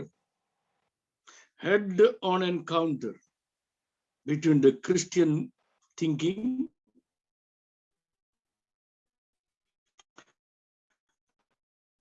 and the Greek thinking. മെഡിസിനേനിയൻ കടലിന് ചുറ്റുമുള്ള ക്രിസ്ത്യൻ തിങ്കിങ്ങും ഗ്രീക്ക് തിങ്കിങ്ങും തമ്മിൽ 1-to-1 രണ്ടാളുകൾ തമ്മിൽ ഇടിക്കുന്ന മാതിരി 1-to-1 ഇടി നടക്കുക. എങ്ങനെ ഇടി നടക്കുന്നുള്ളത് നിങ്ങൾ ശ്രദ്ധിച്ചോ? ഇടി നടക്കുന്നത് ക്രിസ്ത്യാനിറ്റി അന്ന് ഒരു പ്രൊട്ടക്റ്റഡും പെർസിക്യൂട്ടഡുമായ റിലിജിയനാണ്. മോസ്റ്റ് പെർസിക്യൂട്ടഡ് റിലിജിയനാണ് ക്രിസ്ത്യാനിറ്റി. ഏറ്റവും കൂടുതൽ ഉപദ്രവം സഹിച്ച റിലിജിയൻ. സ്തെഫാനോസിനെ കല്ലെറിഞ്ഞു കൊല്ലുന്നത് മുതൽ, യാക്കോബിന്റെ തല വെട്ടുന്നത് മുതൽ, ഇങ്ങനെ അങ്ങോട്ടെടുത്താൽ ആയിരക്കണക്കിന് 10,000-കണക്കിന് ഭക്തന്മാരെ അരിഞ്ഞു വീഴ്ത്തുക. പക്ഷെ അവരുടെ ചോരയിൽ നിന്ന് 10,000 എഴുന്നേൽക്കുക. ചോരയിൽ നിന്ന് 10,000 എഴുന്നേൽക്കുക. Christianity was persecuted. 2, Christianity was protected. അടുത്ത സ്ക്രീനിൽ നോക്കിയിട്ട് ക്രിസ്ത്യാനിറ്റി പെർസിക്യൂട്ടഡ് ആണ് എന്നുള്ളത് കൊണ്ട് തന്നെ ക്രിസ്ത്യാനിറ്റി പ്രൊട്ടക്റ്റഡ്. എന്താ സംഭവിക്കുന്നത്? Next screen please. എന്താ സംഭവിക്കുന്നത്? അവര് പ്രൊട്ടക്റ്റഡ്, സംരക്ഷിക്കപ്പെടുക. അങ്ങനെ അവർ വളരുക. അവർ വളർന്ന് വെസ്റ്റേൺ ടർക്കിയിൽ അത് എത്തുന്നതിന് മുൻപ് വെസ്റ്റേൺ ടർക്കിയിൽ എത്തി. കണ്ടോ? വെസ്റ്റേൺ ടർക്കിയിൽ വന്ന് 7 സഭകൾ അവിടെ പിന്നീട് നിലവിൽ വന്നു. ലേറ്റർ ഓൺ വെസ്റ്റേൺ ടർക്കിയിൽ എത്തുന്നത് ആദ്യം അപ്പല്ലോസ് അവിടെ വന്ന് സഭ തുടങ്ങി. അപ്പല്ലോസ് വേറൊരു കക്ഷിയാണ്, യോഹന്നാൻ സ്നാപകന്റെ ആൾക്കാർ, ജോഹനേനിയൻ എന്ന് പറയും. പിന്നീട് പൗലോസ് അവിടെ വന്ന് അവരെ യേശുക്രിസ്തുവിന്റെ നാമത്തിൽ സ്നാനപ്പെടുത്തി അവർ പിന്നെ ക്രിസ്ത്യാനികളായി തീർന്ന് സഭയുണ്ടായി. അതൊക്കെ നമ്മുടെ ഇതിന്റെ ഭാഗമല്ല, അങ്ങോട്ട് പോകാൻ എനിക്ക് താല്പര്യമില്ല. നിങ്ങൾ ആ 7 ചർച്ചസിന്റെ ലൊക്കേഷൻ നിങ്ങൾ നോക്കണം. അതിൽ ഏറ്റവും മേളിൽ കാണുന്നത് പെർഗമോനാണ്. പെർഗമോസ് എന്നും പെർഗമെന്നും ഒക്കെ അതിന്റെ പല വേരിയൻസ് ആ പേരിനുണ്ട്. പെർഗമം എന്നിപ്പോ ഞാൻ പറയുകയാണ്. നിങ്ങൾ ആ പേരുള്ള ഡിഫറൻസിനെ പറ്റി വറീഡ് ആകരുത്. കണ്ടോ, എവിടാ വന്നിരിക്കുന്നത്? ഏറ്റവും ടോപ്പിലാണ്. അത് അവിടെ ആണ് സാത്താൻ അവന്റെ ക്യാപിറ്റൽ പണിത്. എന്തുവാ സാത്താന്റെ ക്യാപിറ്റലിന്റെ പ്രത്യേകത എന്നറിയാമോ? ഏറ്റവും ഉയർന്ന ഒരു മലയുടെ മണ്ടയ്ക്കാണ് റിയൽ ക്യാപിറ്റൽ. എത്രയോ ടണ്ണ് ഭാരമുള്ള ഒരു വലിയ യു ഷേപ്പിലുള്ള ഒരു വലിയ ആം ചെയറാണ് സാത്താന്റെ ക്യാപിറ്റൽ എന്ന് പറയുന്നത്.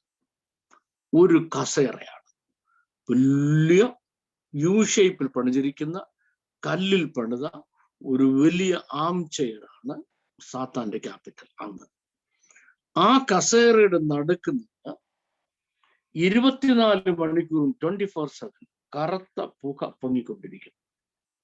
അതിന്റെ അർത്ഥം സാത്താൻ ലിറ്ററലി, ഫിസിക്കലി, അക്ഷരീയമായി, അക്ഷരാർത്ഥത്തിൽ അവിടെ ഉണ്ട് എന്നാണ്. അവിടെ ഭയങ്കര സാത്താന്റെ ആരാധന 24/7.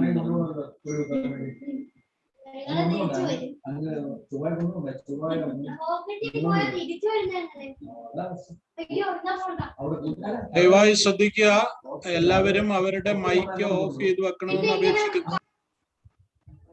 ദയവായി ശ്രദ്ധിക്കുക. സാറെ കണ്ടിന്യൂ ചെയ്തു. ഓക്കെ, സാത്താന്റെ ക്യാപിറ്റൽ അവിടെ. അവിടുന്ന് ടർക്കി മുഴുവൻ അവന് കാണുവാനും ഭരിക്കുവാനും കഴിയും. ഇന്ന് ആ കസേര അവിടെ ഇല്ല. ഇന്ന് വിസിറ്റേഴ്സ് പോയാൽ ആ ബിൽഡിങ്ങിന്റെ അവശിഷ്ടങ്ങളൊക്കെ അവിടെ കാണാം. ആ ബിൽഡിങ്ങിന്റെ അവശിഷ്ടങ്ങളൊക്കെ അവിടെ കാണാൻ കഴിയും.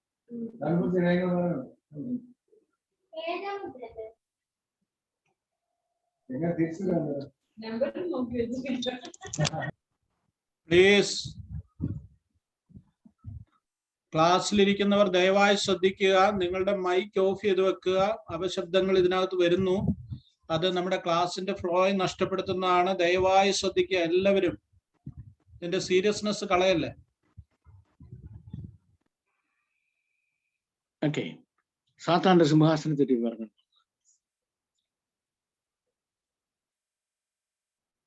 സാത്താന്റെ സിംഹാസനം അവിടെ ആയിരുന്നു. എന്താ സാത്താൻ അവിടെ സിംഹാസനം വെക്കാൻ കാരണം അറിയാമോ? കാരണം ആ വെസ്റ്റേൺ ടർക്കിയിൽ കൂടെ പോകുന്ന ഒരു നദിയുണ്ട്, മിയാൻഡർ നദി എന്ന് പറയും. ആ മിയാൻഡർ നദി ഒന്ന് കാണിച്ചേ.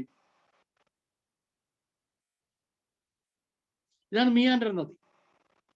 ഈ മിയാൻഡർ നദി കണ്ടപ്പോൾ നിങ്ങൾക്ക് എന്തെങ്കിലും തോന്നുന്നുണ്ടോ? തോന്നാൻ സാധ്യതയുണ്ട്. ഒരു പാമ്പ് പൊളഞ്ഞു പോകുന്ന പോലെ തോന്നുന്നുണ്ട്, കൃത്യമായിട്ട്, അല്ലേ? അപ്പൊ സർപ്പം ആരുടെ സിമ്പലാണ്? സർപ്പം ദൈവത്തിന്റെ സിമ്പൽ അല്ല, സാത്താന്റെ സിമ്പലാ സർപ്പം. അത് ഈജിപ്തിൽ പൊങ്ങിയ കാര്യം ഞാൻ പണ്ട് നിങ്ങളോട് പറഞ്ഞതായിരുന്നു, ആദ്യത്തെ ക്ലാസ്സിൽ പറഞ്ഞതായിരുന്നു. ഇതാ ഇവിടെ വന്നിരിക്കുക. ഈ മിയാൻഡർ നദിയുടെ പ്രത്യേകത എന്താന്ന് ചോദിച്ചു കഴിഞ്ഞാൽ, ഈ മിയാൻഡർ നദിയുടെ മിയാൻഡർ വാലീസ് എന്ന് പറയുന്നത് ലോകത്തിലെ ഏറ്റവും അധികം സ്വർണം ഉണ്ടായിരുന്ന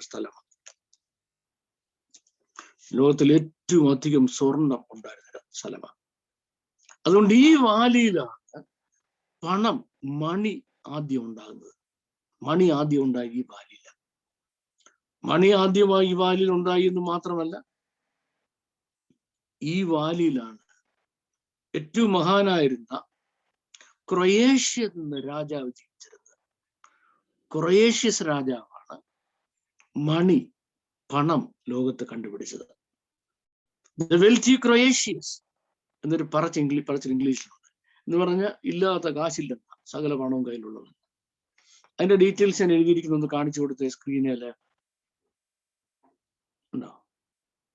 അപ്പം മണി അവിടെയാണ് ഇൻവെന്റ് ചെയ്തത്. ഇനി 2 ലോകങ്ങളുടെ അസംബ്ലി പോയിന്റ് ആണ് ഏത്? ഈ സ്ഥലം എന്ന് പറയുന്നത് 2 ലോകങ്ങളുടെ അസംബ്ലി പോയിന്റ്. ഏത് 2 വേൾഡിന്റെ? ഒന്ന് the Greek world, 2 the Roman world.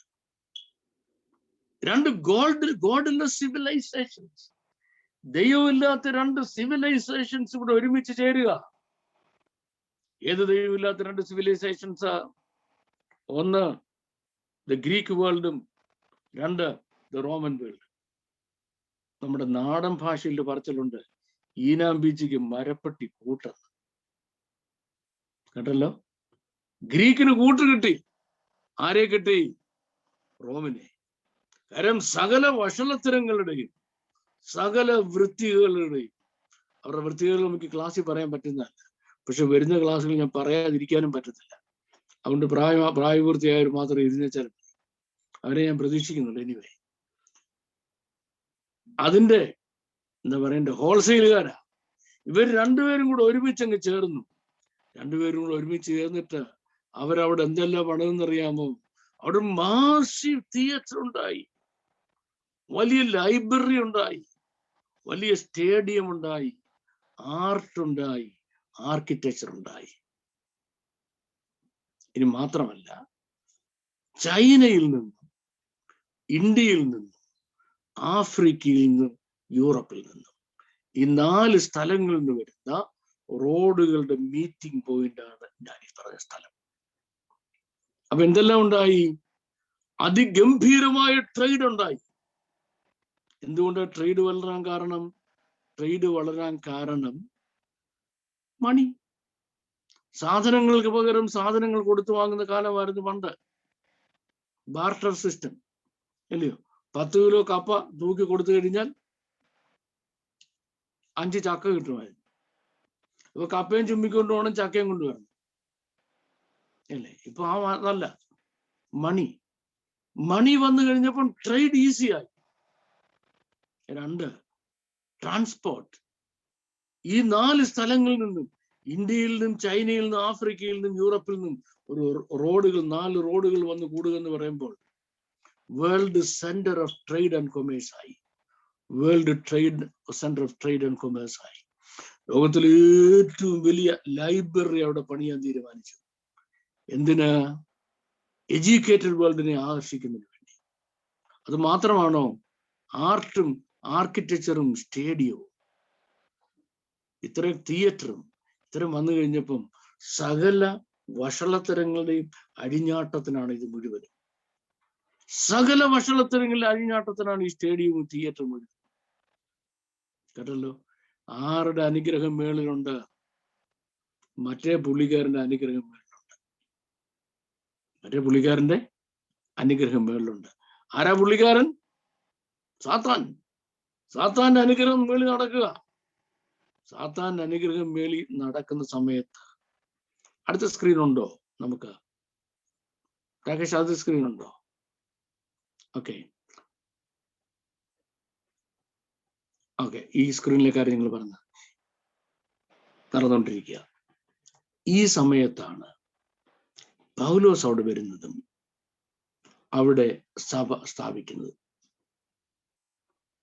പൗലോസ് എഫെസോസിൽ മാത്രമേ സഭ സ്ഥാപിച്ചുള്ളൂ. അതവിടുന്ന് വളർന്നു. അത് വലിയ സഭയായിട്ട് വളർന്ന് 7 ധാരാളം സഭകൾ ഉണ്ടായി. ഈ പറഞ്ഞ വെസ്റ്റേൺ ടർക്കി മാത്രം കേന്ദ്രീകരിച്ച് 7 സഭകൾ ഉണ്ടായി. ആ സഭകളെ ഒന്നുകൂടെ കാണിച്ചേ. അത് വളരെ പ്രധാനപ്പെട്ട കാര്യമാണ്. അതിന്റെ ലൊക്കേഷൻ നിങ്ങൾ ശ്രദ്ധിച്ചു നോക്കണം. എനിക്ക് വായിക്കാൻ ഇച്ചിരി ബുദ്ധിമുട്ടുണ്ടെങ്കിലും ഞാൻ വായിക്കുന്നത് തെറ്റാണെന്നുണ്ടെങ്കിൽ നിങ്ങൾ ശരിയായിട്ട് വായിച്ചു. ഏറ്റവും മേളിൽ പെർഗമോനാണ്. പെർഗമോനിൽ ആരാ ഉള്ളത്? അവിടെ സാത്താന്റെ ക്യാപിറ്റലാണ്. സാത്താൻ ഹിംസെൽഫ് ആ വലിയ കസേരയിൽ കറുത്ത പുകയും പുകച്ചുകൊണ്ടിരിക്കുക. ഇനി അതിന് തൊട്ട് താഴെയാണ് തുയ്തൈര, തൊട്ട് താഴെയാണ്. അതിന് താഴെയാണ് സാർദീസ്, അതിന് താഴെയാണ് സ്മിർന, അതിന് താഴെയാണ് ഫിലഡൽഫിയ, അതിന് താഴെയാണ് എഫെസോസ്, അതിനും താഴെയാണ് ലവഡീഷ്യ. ഞാൻ എന്തിനാ ഇതിങ്ങനെ എടുത്തു കാണിച്ചെന്നറിയാമോ? ഇത് വളരെ പ്രധാനപ്പെട്ട കാര്യമാണ്. കാരണം ഇവിടെ എവിടെ ഈ എഫെസോസിൽ പൗലോസിന് ശേഷം, പൗലോസിനെ അവിടുന്ന് വിട്ട ശേഷം സഭയെ ഫിസിക്കലായി ആക്രമിക്കാൻ സാത്താന് കഴിയത്തില്ലായിരുന്നു, കുറവായിരുന്നു. കഴിയത്തില്ലായിരുന്നില്ല, കുറവായിരുന്നു. അതിന് റീസൺ എന്ന് പറഞ്ഞാൽ റോമൻ ഗവൺമെന്റ് അത്രയും ഇനിമിക്കലല്ലായിരുന്നു സഭയ്ക്ക്, അത്രയും ഇനിമിക്കലല്ലായിരുന്നു. അതുകൊണ്ട് സാത്താന്റെ ക്യാപിറ്റൽ ഉള്ളിടത്ത്, അവന്റെ റിയൽ ക്യാപിറ്റലിൽ ദൈവത്തിന്റെ സഭ സ്ഥാപിച്ചപ്പം സാത്താൻ മിണ്ടാതിരുന്നെന്നാണോ അതിന്റെ അർത്ഥം? ഇതാ നിങ്ങൾ രണ്ട് കാര്യം മനസ്സിലാക്കണം. ഒന്നാമത്തെ കാര്യം, ദൈവം എവിടെ ദൈവത്തിന്റെ പ്രവൃത്തി ആരംഭിക്കണമെന്ന് ആഗ്രഹിക്കുന്നു, അവിടെ അതിനു മുൻപ് സാത്താൻ തൻ്റെ പ്രവൃത്തി ആരംഭിച്ചിരിക്കും, അല്ലെങ്കിൽ ആരംഭിച്ചിട്ടുണ്ട്. നിങ്ങൾ മനസ്സിലാക്കേണ്ട രണ്ടാമത്തെ കാര്യം, സാത്താൻ അവിടെ ഓൾറെഡി എസ്റ്റാബ്ലിഷ് ചെയ്തു എന്നുള്ളത് കൊണ്ട് ഇനി നമുക്കവിടെ സ്കോപ്പില്ല എന്ന് നിങ്ങൾ ചിന്തിക്കരുത്. സാത്താൻ എവിടെയൊക്കെയാണോ അവന്റെ ക്യാപിറ്റൽസും അവന്റെ എസ്റ്റാബ്ലിഷ്മെന്റ്സും ഹെഡ് ക്വാർട്ടേഴ്സും പണിതിട്ടുള്ളത്, അതൊക്കെ ഇടിക്കാനാ ദൈവം ദൈവസഭയെ കൊണ്ടുവന്നത്. ഞാൻ എൻ്റെ സഭയെ പണിയുമെന്ന് കർത്താവ് എവിടെ വെച്ചാ പറഞ്ഞത്? ഫിലിപ്പിന്റെ കൈസരിയിൽ വെച്ചാ. ഫിലിപ്പിന്റെ കൈസരിയിൽ വെച്ച് സാത്താൻ ഞാൻ എൻ്റെ സഭയെ പണിയുമെന്ന് പറയാൻ കാര്യമുണ്ടെന്നറിയാമോ? അവിടെ 3 സിംബൽസ് ഉണ്ട്. 3 സിംബൽസ് ഉണ്ട്.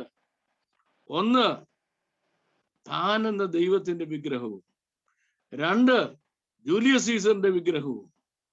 3-ാമത്തത് ഗേറ്റ്സ് ഓഫ് ഹെൽ എന്ന് പറയുന്ന ഒരു വലിയ സിംബോളിക് മോണിമെന്റ്സ്. ഈ 3 നിൽക്കുന്നതിന്റെ നടുക്ക് വരുന്നത് വരെ നമ്മുടെ വാഴ്ത്തപ്പെട്ട കർത്താവ് സഭ എന്ന വാക്ക് മിണ്ടിയില്ല. കൊല്ലം 3 ശുശ്രൂഷ തുടങ്ങിയിട്ട് ശിഷ്യന്മാരുമായിട്ട് ഒരു ദിവസം അവിടെ വന്നു. അവിടെ വന്നിട്ട് നമ്മുടെ വാഴ്ത്തപ്പെട്ട കർത്താവ് പറഞ്ഞു, ഈ പാറമേൽ ഞാൻ എൻ്റെ സഭയെ പണിയും, പാതാള ഗോപുരങ്ങൾ അതിനെ ജയിക്കുകയില്ലെന്ന്. അതാണ് നമ്മുടെ നസറായ ഗുരു. അവിടെ വെച്ചാ പ്രഖ്യാപിച്ച സഭയെ പറ്റി. ഞാൻ മിലി ഓഫ് ദി ന്യൂ ടെസ്റ്റ്മെന്റ് എന്ന സബ്ജക്റ്റ് നിങ്ങൾക്ക് എടുക്കുകയാണെങ്കിൽ, നിങ്ങൾ ഇരിക്കുകയാണെങ്കിൽ അതിന്റെ പ്രാധാന്യം ഞാൻ നിങ്ങൾക്ക് പറഞ്ഞുതരാം.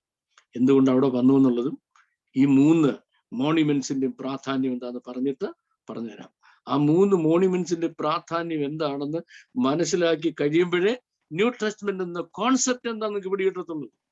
അതുവരെ ന്യൂ ടെസ്റ്റ്മെന്റ് എന്ന കോൺസെപ്റ്റ് നമുക്ക് മനസ്സിലാക്കുന്ന മറ്റു പലതുമാണ്. പൈസ ഉണ്ടാക്കാൻ കഴിയാവുന്ന, ജോലി ചെയ്യാതെ കാശുണ്ടാക്കാൻ കഴിയാവുന്ന, മനുഷ്യനെ പറ്റിച്ച് കഴിയാവുന്ന ഒരു പ്രസ്ഥാനമാണല്ലോ ഇതൊന്നേ നിങ്ങൾക്ക് മനസ്സിലാകത്തുള്ളൂ. ഒരു കളിപ്പിക്കേഷനായിട്ട് തോന്നത്തുള്ളൂ. കളിപ്പിക്കേഷനായിട്ട് സഭ എന്താന്ന് മനസ്സിലാകണമെന്നുണ്ടെങ്കിൽ ആ 3 മോണിമെന്റ്സിന്റെയും പ്രാധാന്യം മനസ്സിലാക്കണം. ആ 3 മോണിമെന്റ്സിന്റെ ഇടയ്ക്ക് നിർത്തിയിട്ട് നമ്മുടെ വാഴ്ത്തപ്പെട്ട കർത്താവ് ശിഷ്യന്മാരോട് പറഞ്ഞു, ഞാൻ എൻ്റെ സഭയെ പണിയും, പാതാള ഗോപുരങ്ങൾ അതിനെ ജയിക്കത്തില്ലെന്ന്. ഞാൻ പറഞ്ഞോണ്ട് ഞാൻ ഇച്ചിരി മാറിപ്പോയി എൻ്റെ ടോപ്പിക്സിൽ നിന്ന്. ഏഷ്യ മൈനറിലേക്ക് നമ്മൾ തിരിച്ചു വരിക. കണ്ടോണേ, ഇവിടെ ദൈവസഭ പണിയപ്പെടുമെന്ന് ഉറപ്പാകുന്നതിന് മുൻപ് ഈ 2 ലോകവും ഒരുമിച്ച് അവിടെ ചേർന്നു. 2 godless civilizations met there. അതൊന്നാ ദ ഗ്രീക്ക് വേൾഡും മറ്റ് ദ റോമൻ വേൾഡും.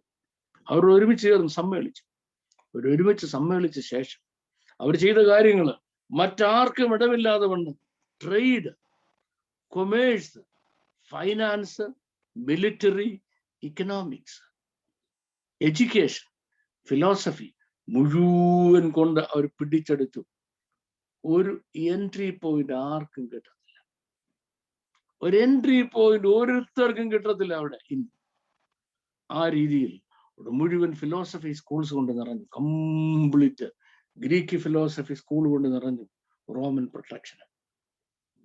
ഇതിനകത്താ നമ്മുടെ പൗലോച്ചൻ കയറി ചെല്ലുന്നത്. തർന്നോസിന്റെ പള്ളിക്കൂടത്തിൽ സഭ തുടങ്ങിയ കാര്യമൊക്കെ നിങ്ങൾക്കറിയാം. ഞാൻ അങ്ങോട്ടൊന്നും പോകുന്നില്ല. മുമ്പേ പറഞ്ഞ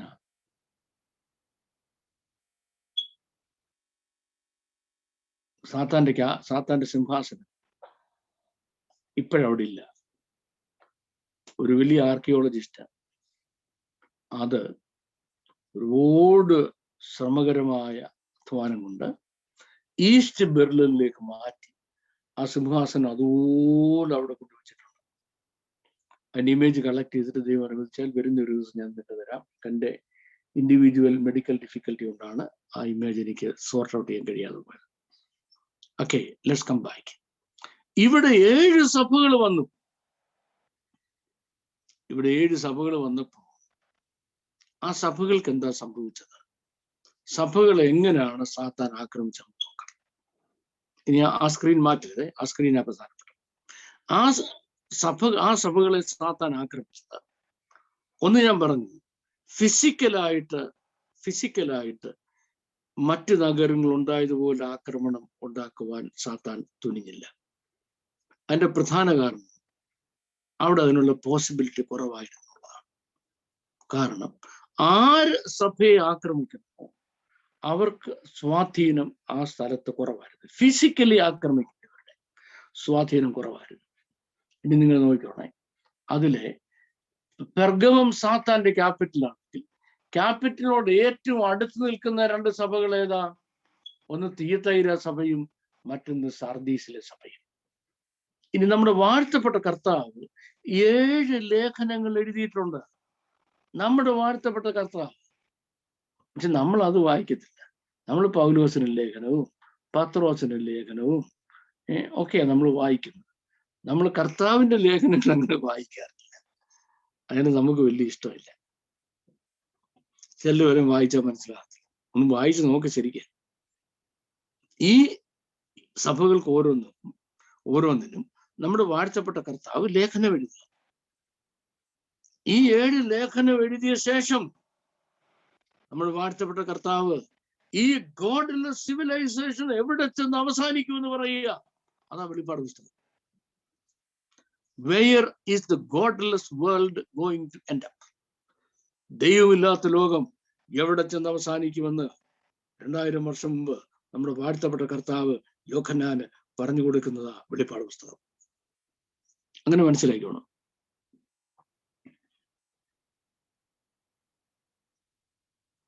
ഇതില്ല ആദ്യത്തെ 2 സഭകളെ നിങ്ങൾ ആ ലേഖനങ്ങൾ വായിച്ചു. എനിക്കത് സ്പെസിഫിക് ആക്കാനുള്ള സമയം നമ്മുടെ ഈ സ്ലോട്ടിൽ ഇല്ലാത്തതുകൊണ്ടാണ്. ഇപ്പൊ തന്നെ ക്ലാസ് കഴിയാനുള്ള സമയമായി.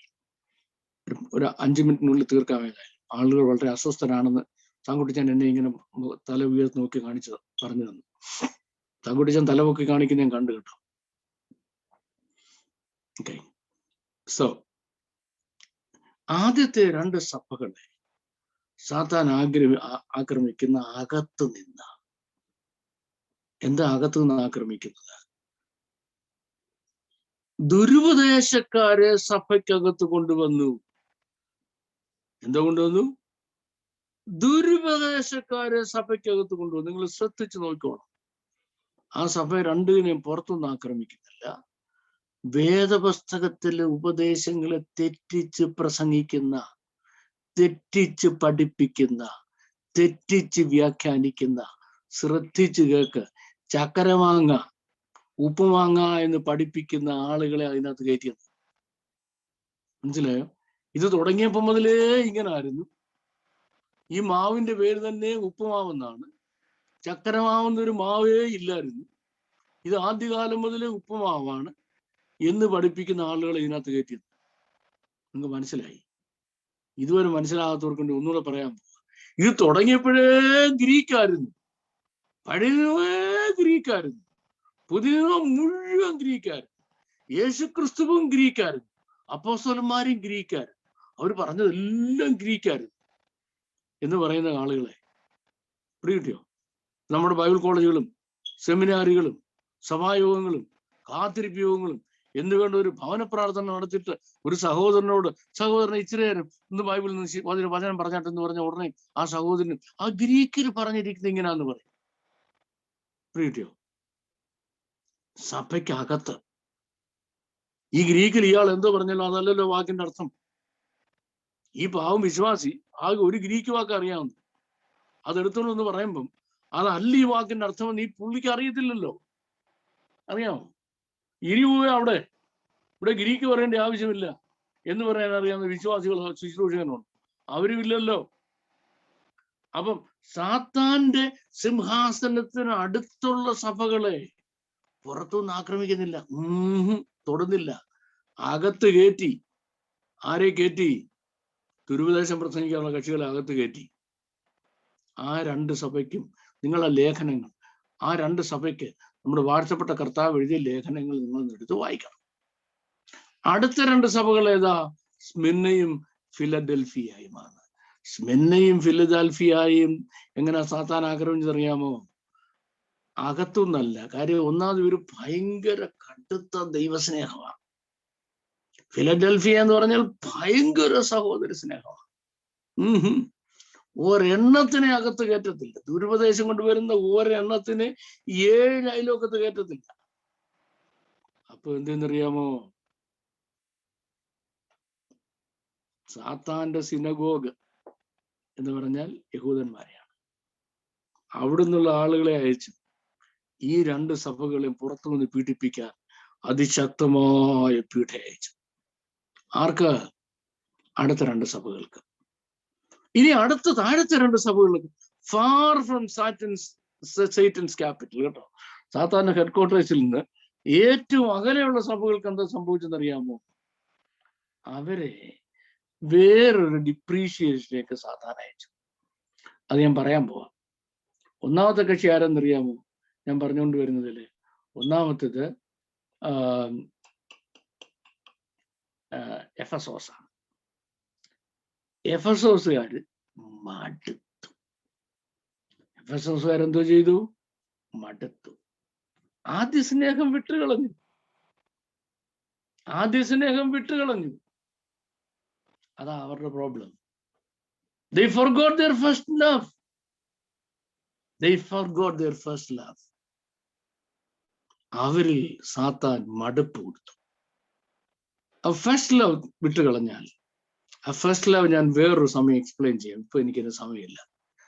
ചിലർ വിചാരിക്കുന്ന ഫസ്റ്റ് ലവ് എന്ന് പറഞ്ഞാൽ ആദ്യം ഉണ്ടായിരുന്ന സ്നേഹമെന്ന. അങ്ങനെയല്ല എൻ്റെ അർത്ഥം. ഇനി രണ്ടാമത്തേത് Laodicea. Neither hot nor cold. എന്താണെന്നറിയാമോ? ലാവോ എന്ന് പറഞ്ഞാൽ പീപ്പിൾ, ആളുകളെന്നും, ഡിഷിയ എന്ന് പറഞ്ഞാൽ ഡിസിഷൻ അല്ല, തീരുമാനം, കമ്മിറ്റി ഭരണമാണ്. പിടികിട്ടിയോ? ജനാധിപത്യമാണ്. എക്സിക്യൂട്ടീവാ ഭരിക്കുന്നത്. ജനറൽ കൗൺസിലും സ്റ്റേറ്റ് കൗൺസിലും തീരുമാനിക്കും. അവർ ചെയ്യുന്ന കാര്യങ്ങൾ നമുക്ക് ഇവിടെ പറയാൻ കൊള്ളാവുന്ന കാര്യമല്ല. നിങ്ങൾ പത്രത്തിൽ വായിച്ചു. പത്രത്തിൽ പോലും വായിക്കാതിരുന്ന കൊള്ളാം. ആ സമയം കൂടെ വേദോസം എടുത്ത് വെച്ച് വായിക്കാം. പിടികിട്ടിയോ? പീപ്പിൾസ് ഭരണമാണ്. അവിടെ പിന്നെ ഒരു കാര്യം, അവിടെ ഭയങ്കര ആൾക്കൂട്ടം. ഇല്ലാത്ത ഒറ്റ ആളേ ഉള്ളൂ കർത്താവ്. ഇല്ലെന്നുള്ള കാര്യം അവരാരോട്ടും അറിയുന്നില്ല. കർത്താവ് എവിടെ? പുറത്താ.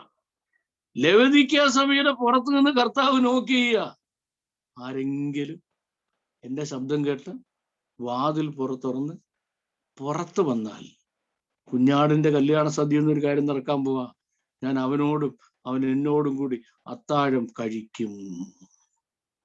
നിങ്ങൾ ഇനി ശ്രദ്ധിച്ചു കേട്ടോണം. ഇതര വിശ്വാസങ്ങളിൽ നിന്ന് നമ്മൾ ആളുകളെ ദൈവഭാഗത്തേക്ക് കൊണ്ടുവരുന്നതിന്, ക്രിസ്ത്യാനികളാക്കുന്നതിന് എത്ര ശ്രമിച്ചോ അതിനേക്കാൾ അധികമായിട്ട് നമ്മുടെ സമൂഹത്തിൽ നിന്ന്, പെന്തക്കോസ്ത് സഭകളിൽ നിന്ന് ആളുകളെ ക്രിസ്തുവിലേക്ക് പുറത്തു കൊണ്ടുവരേണ്ട സമയം ഇന്ന് അധികമായിരിക്കുക. ആളുകളെ ക്രിസ്തുവിലേക്ക് പുറത്തു കൊണ്ടുവരണം. എന്തിന് പുറത്തു കൊണ്ടുവരണം? ഈ സഭയുടെ പുറത്ത് കൊണ്ടുവരണം. ഈ പ്രസ്ഥാനത്തിന്റെ പുറത്ത് കൊണ്ടുവരണം.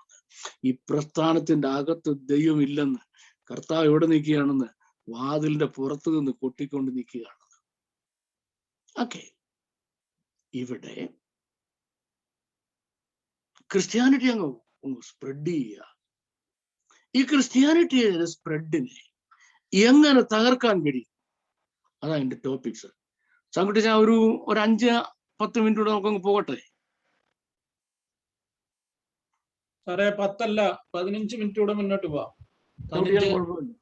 15-20 മിനിറ്റ് വരെ മുന്നോട്ട് പോവാം. അതിനുള്ള കപ്പാസിറ്റി ഇല്ല, ആളുകൾക്ക് ഇല്ല. ഞാൻ ഇരുന്നാൽ ആളുകൾ സാറിന്റെ ആരോഗ്യമാണ് വിഷയം, നമ്മുടെ ജനത്തിന് വിഷയമില്ല. ഓക്കെ, നമുക്ക് നോക്കാം.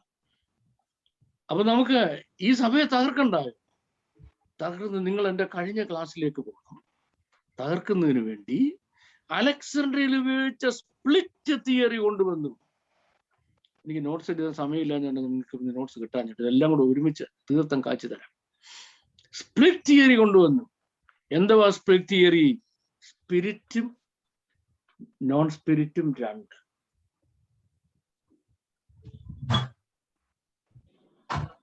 സോളും ബോഡിയും 2,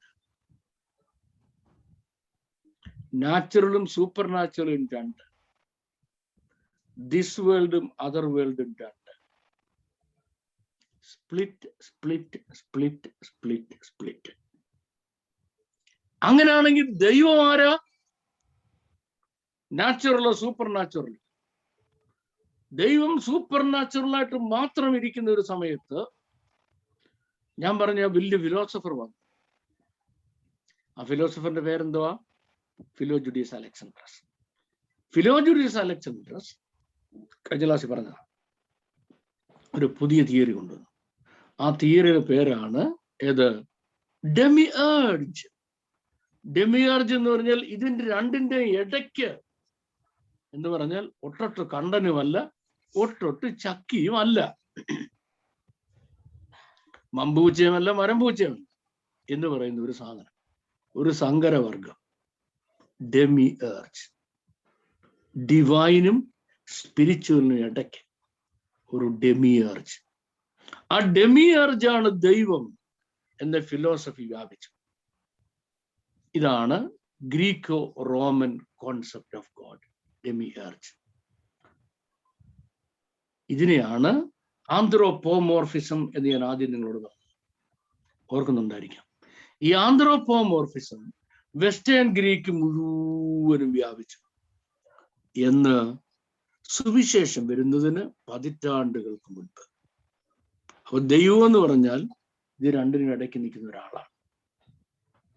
ഇത് വ്യാപിച്ച് നിൽക്കുന്ന ഒരു കാലത്താണ് യേശു ക്രിസ്തുവിന്റെ സുവിശേഷം, ഇനി സ്ക്രീൻ മാറ്റിയത്, യേശു ക്രിസ്തുവിന്റെ സുവിശേഷം വെസ്റ്റേൺ ടർക്കിയിലെത്തുന്നത്. 10,000-കണക്കിന് ആളുകള് ദൈവഭാഗത്ത് വന്നപ്പോ then there was a question, who is this Jesus? നസറേനായ യേശു ആര്? ആരാണ് ഈ നസറേനായ യേശു? ആര് എന്ന ചോദ്യമുണ്ടായി. അതിന് ഗ്രീക്കോ റോമൻ വേൾഡിന് ഒരു മറുപടി വേണം. ഗ്രീക്കോ റോമൻ വേൾഡിന് ഒരു മറുപടി വേണം. അത് ജൂയിഷ് വേൾഡിനോട് ചോദിച്ചാൽ അവര് പറയും, ഞങ്ങൾ ക്രൂശിച്ച് കളഞ്ഞ ഒരു നീചൻ ഇപ്പൊ ഇവിടെ കുറെ പേര് പൊക്കിക്കൊണ്ട് വരുന്നു. പക്ഷേ ദൈവമക്കളോട് ചോദിച്ചാൽ അവരാകപ്പാടെ ആശയക്കുഴപ്പത്തിലാകില്ല. അവർക്ക് അത്ഭുത മന്ത്രി എന്നും വീരനാം ദൈവമെന്നും നിത്യപിതാവെന്നും സമാധാന പ്രഭു എന്നും ഒക്കെ യെശയ്യാവ് പറഞ്ഞ കാര്യങ്ങളൊക്കെ അറിയാമെങ്കിലും ഹൂ ഈസ് ഹി? ദൈവമോ?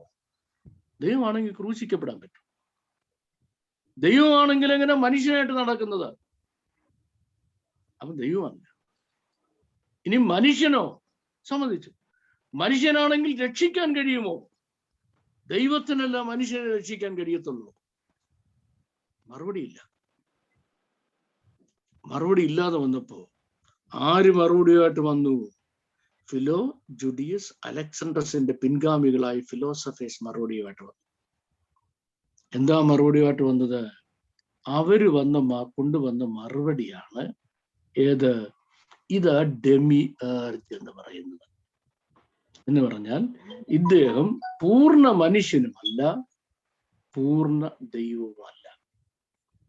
പൂർണ്ണ മനുഷ്യനും പൂർണ്ണ ദൈവവും അല്ലാത്ത ഇത് രണ്ടിനും ഇടയ്ക്ക് നിൽക്കുന്ന ഒരാളാണ് നസറേനായ യേശുവെന്ന് തിയോളജി ഉണ്ടായി. ഈ തിയോളജി ഉണ്ടായ സമയത്താണ് വയസ്സനായ യോഹന്നാൻ വൃദ്ധയായ മറിയെ നോക്കിക്കൊണ്ട്, യേശുവിന്റെ അമ്മ മറിയുമായിട്ട് താൻ എഫസോസിൽ വന്ന് അവിടെ താമസിച്ചു. മറിയ മരിക്കുന്നതുവരെ മറിയെ സംരക്ഷിക്കുകയായിരുന്നു. അതിനുശേഷം വൃദ്ധനായ താൻ അവിടെയാണ് മരിക്കുന്നത്. യോഹന്നാന്റെ കല്ലറയും അവിടെ ഉണ്ട്. യോഹന്നാൻ തീരുമാനിച്ചു, ഇതിന് മറുപടി പറഞ്ഞേ ഒക്കത്തുള്ളൂ. ഈ ഡെമിയാർജിന്, ശ്രദ്ധിച്ചോണം, ഈ ഡെമിയാർജിന് അവിടെ ഒരു പുതിയ പേര് വന്നു. അവിടെ ഒരു പുതിയ പേര് വന്നു. ആ പുതിയ പേരാണ് ലോഗോസ്. പിടികിട്ടിയോ? ആ പുതിയ പേരാണ് ലോഗോസ്. നമ്മുടെ വാഴ്ത്തപ്പെട്ട കർത്താവിന് എവിടെ വെച്ച്? വെസ്റ്റേൺ ടർക്കിയിൽ വെച്ച് കിട്ടിയ പുതിയ പേരാണ് ലോഗോസ്. ആ പേരാരാ ഉണ്ടാക്കിയത്? ഹെറാക്ലൈറ്റസ്. കർത്താവ് ജനിക്കുന്നതിന് 600 കൊല്ലം മുമ്പ്. എന്തുവാ അയാൾ ഈ വാക്ക് എവിടുന്ന് ഉണ്ടാക്കിയത്? ഇതെന്തവാ ഇതെന്തവാ ഇതെന്തവാ ഇതെന്തവാ എന്ന് കാണുന്നതിനെല്ലാം ചോദിക്കും. അവൻ ലോഗോസ് എന്ന് പറഞ്ഞാൽ ഇതെന്തവാ. ഇനിയും വർഷങ്ങളായി തിയോളജി പഠിപ്പിക്കുന്ന ആളുകൾ എൻ്റെ ക്ലാസ്സിൽ ഇരിപ്പുണ്ടെന്ന് എനിക്കറിയാം. നിങ്ങളോടോ നിങ്ങൾ പഠിപ്പിക്കുന്ന കാര്യത്തോടോ എനിക്ക് ഒരു വിരോധവും ഇല്ലെങ്കിൽ, ഒരു ബഹുമാനവും ഇല്ല എന്ന് നിങ്ങൾക്ക് തോന്നുന്ന രീതിയിൽ ഇനി ഞാൻ നിങ്ങളോട് പറയാൻ പോകുന്നത്. എനിക്ക് നിങ്ങളോട് ആരോടും ഒരു വിരോധമില്ല, സ്നേഹം മാത്രമേ ഉള്ളൂ. നിങ്ങൾ പഠിപ്പിക്കുന്ന കാര്യത്തോട് വിരോധവുമില്ല, പക്ഷെ അതിനോടൊരു ബഹുമാനവും ഇല്ല.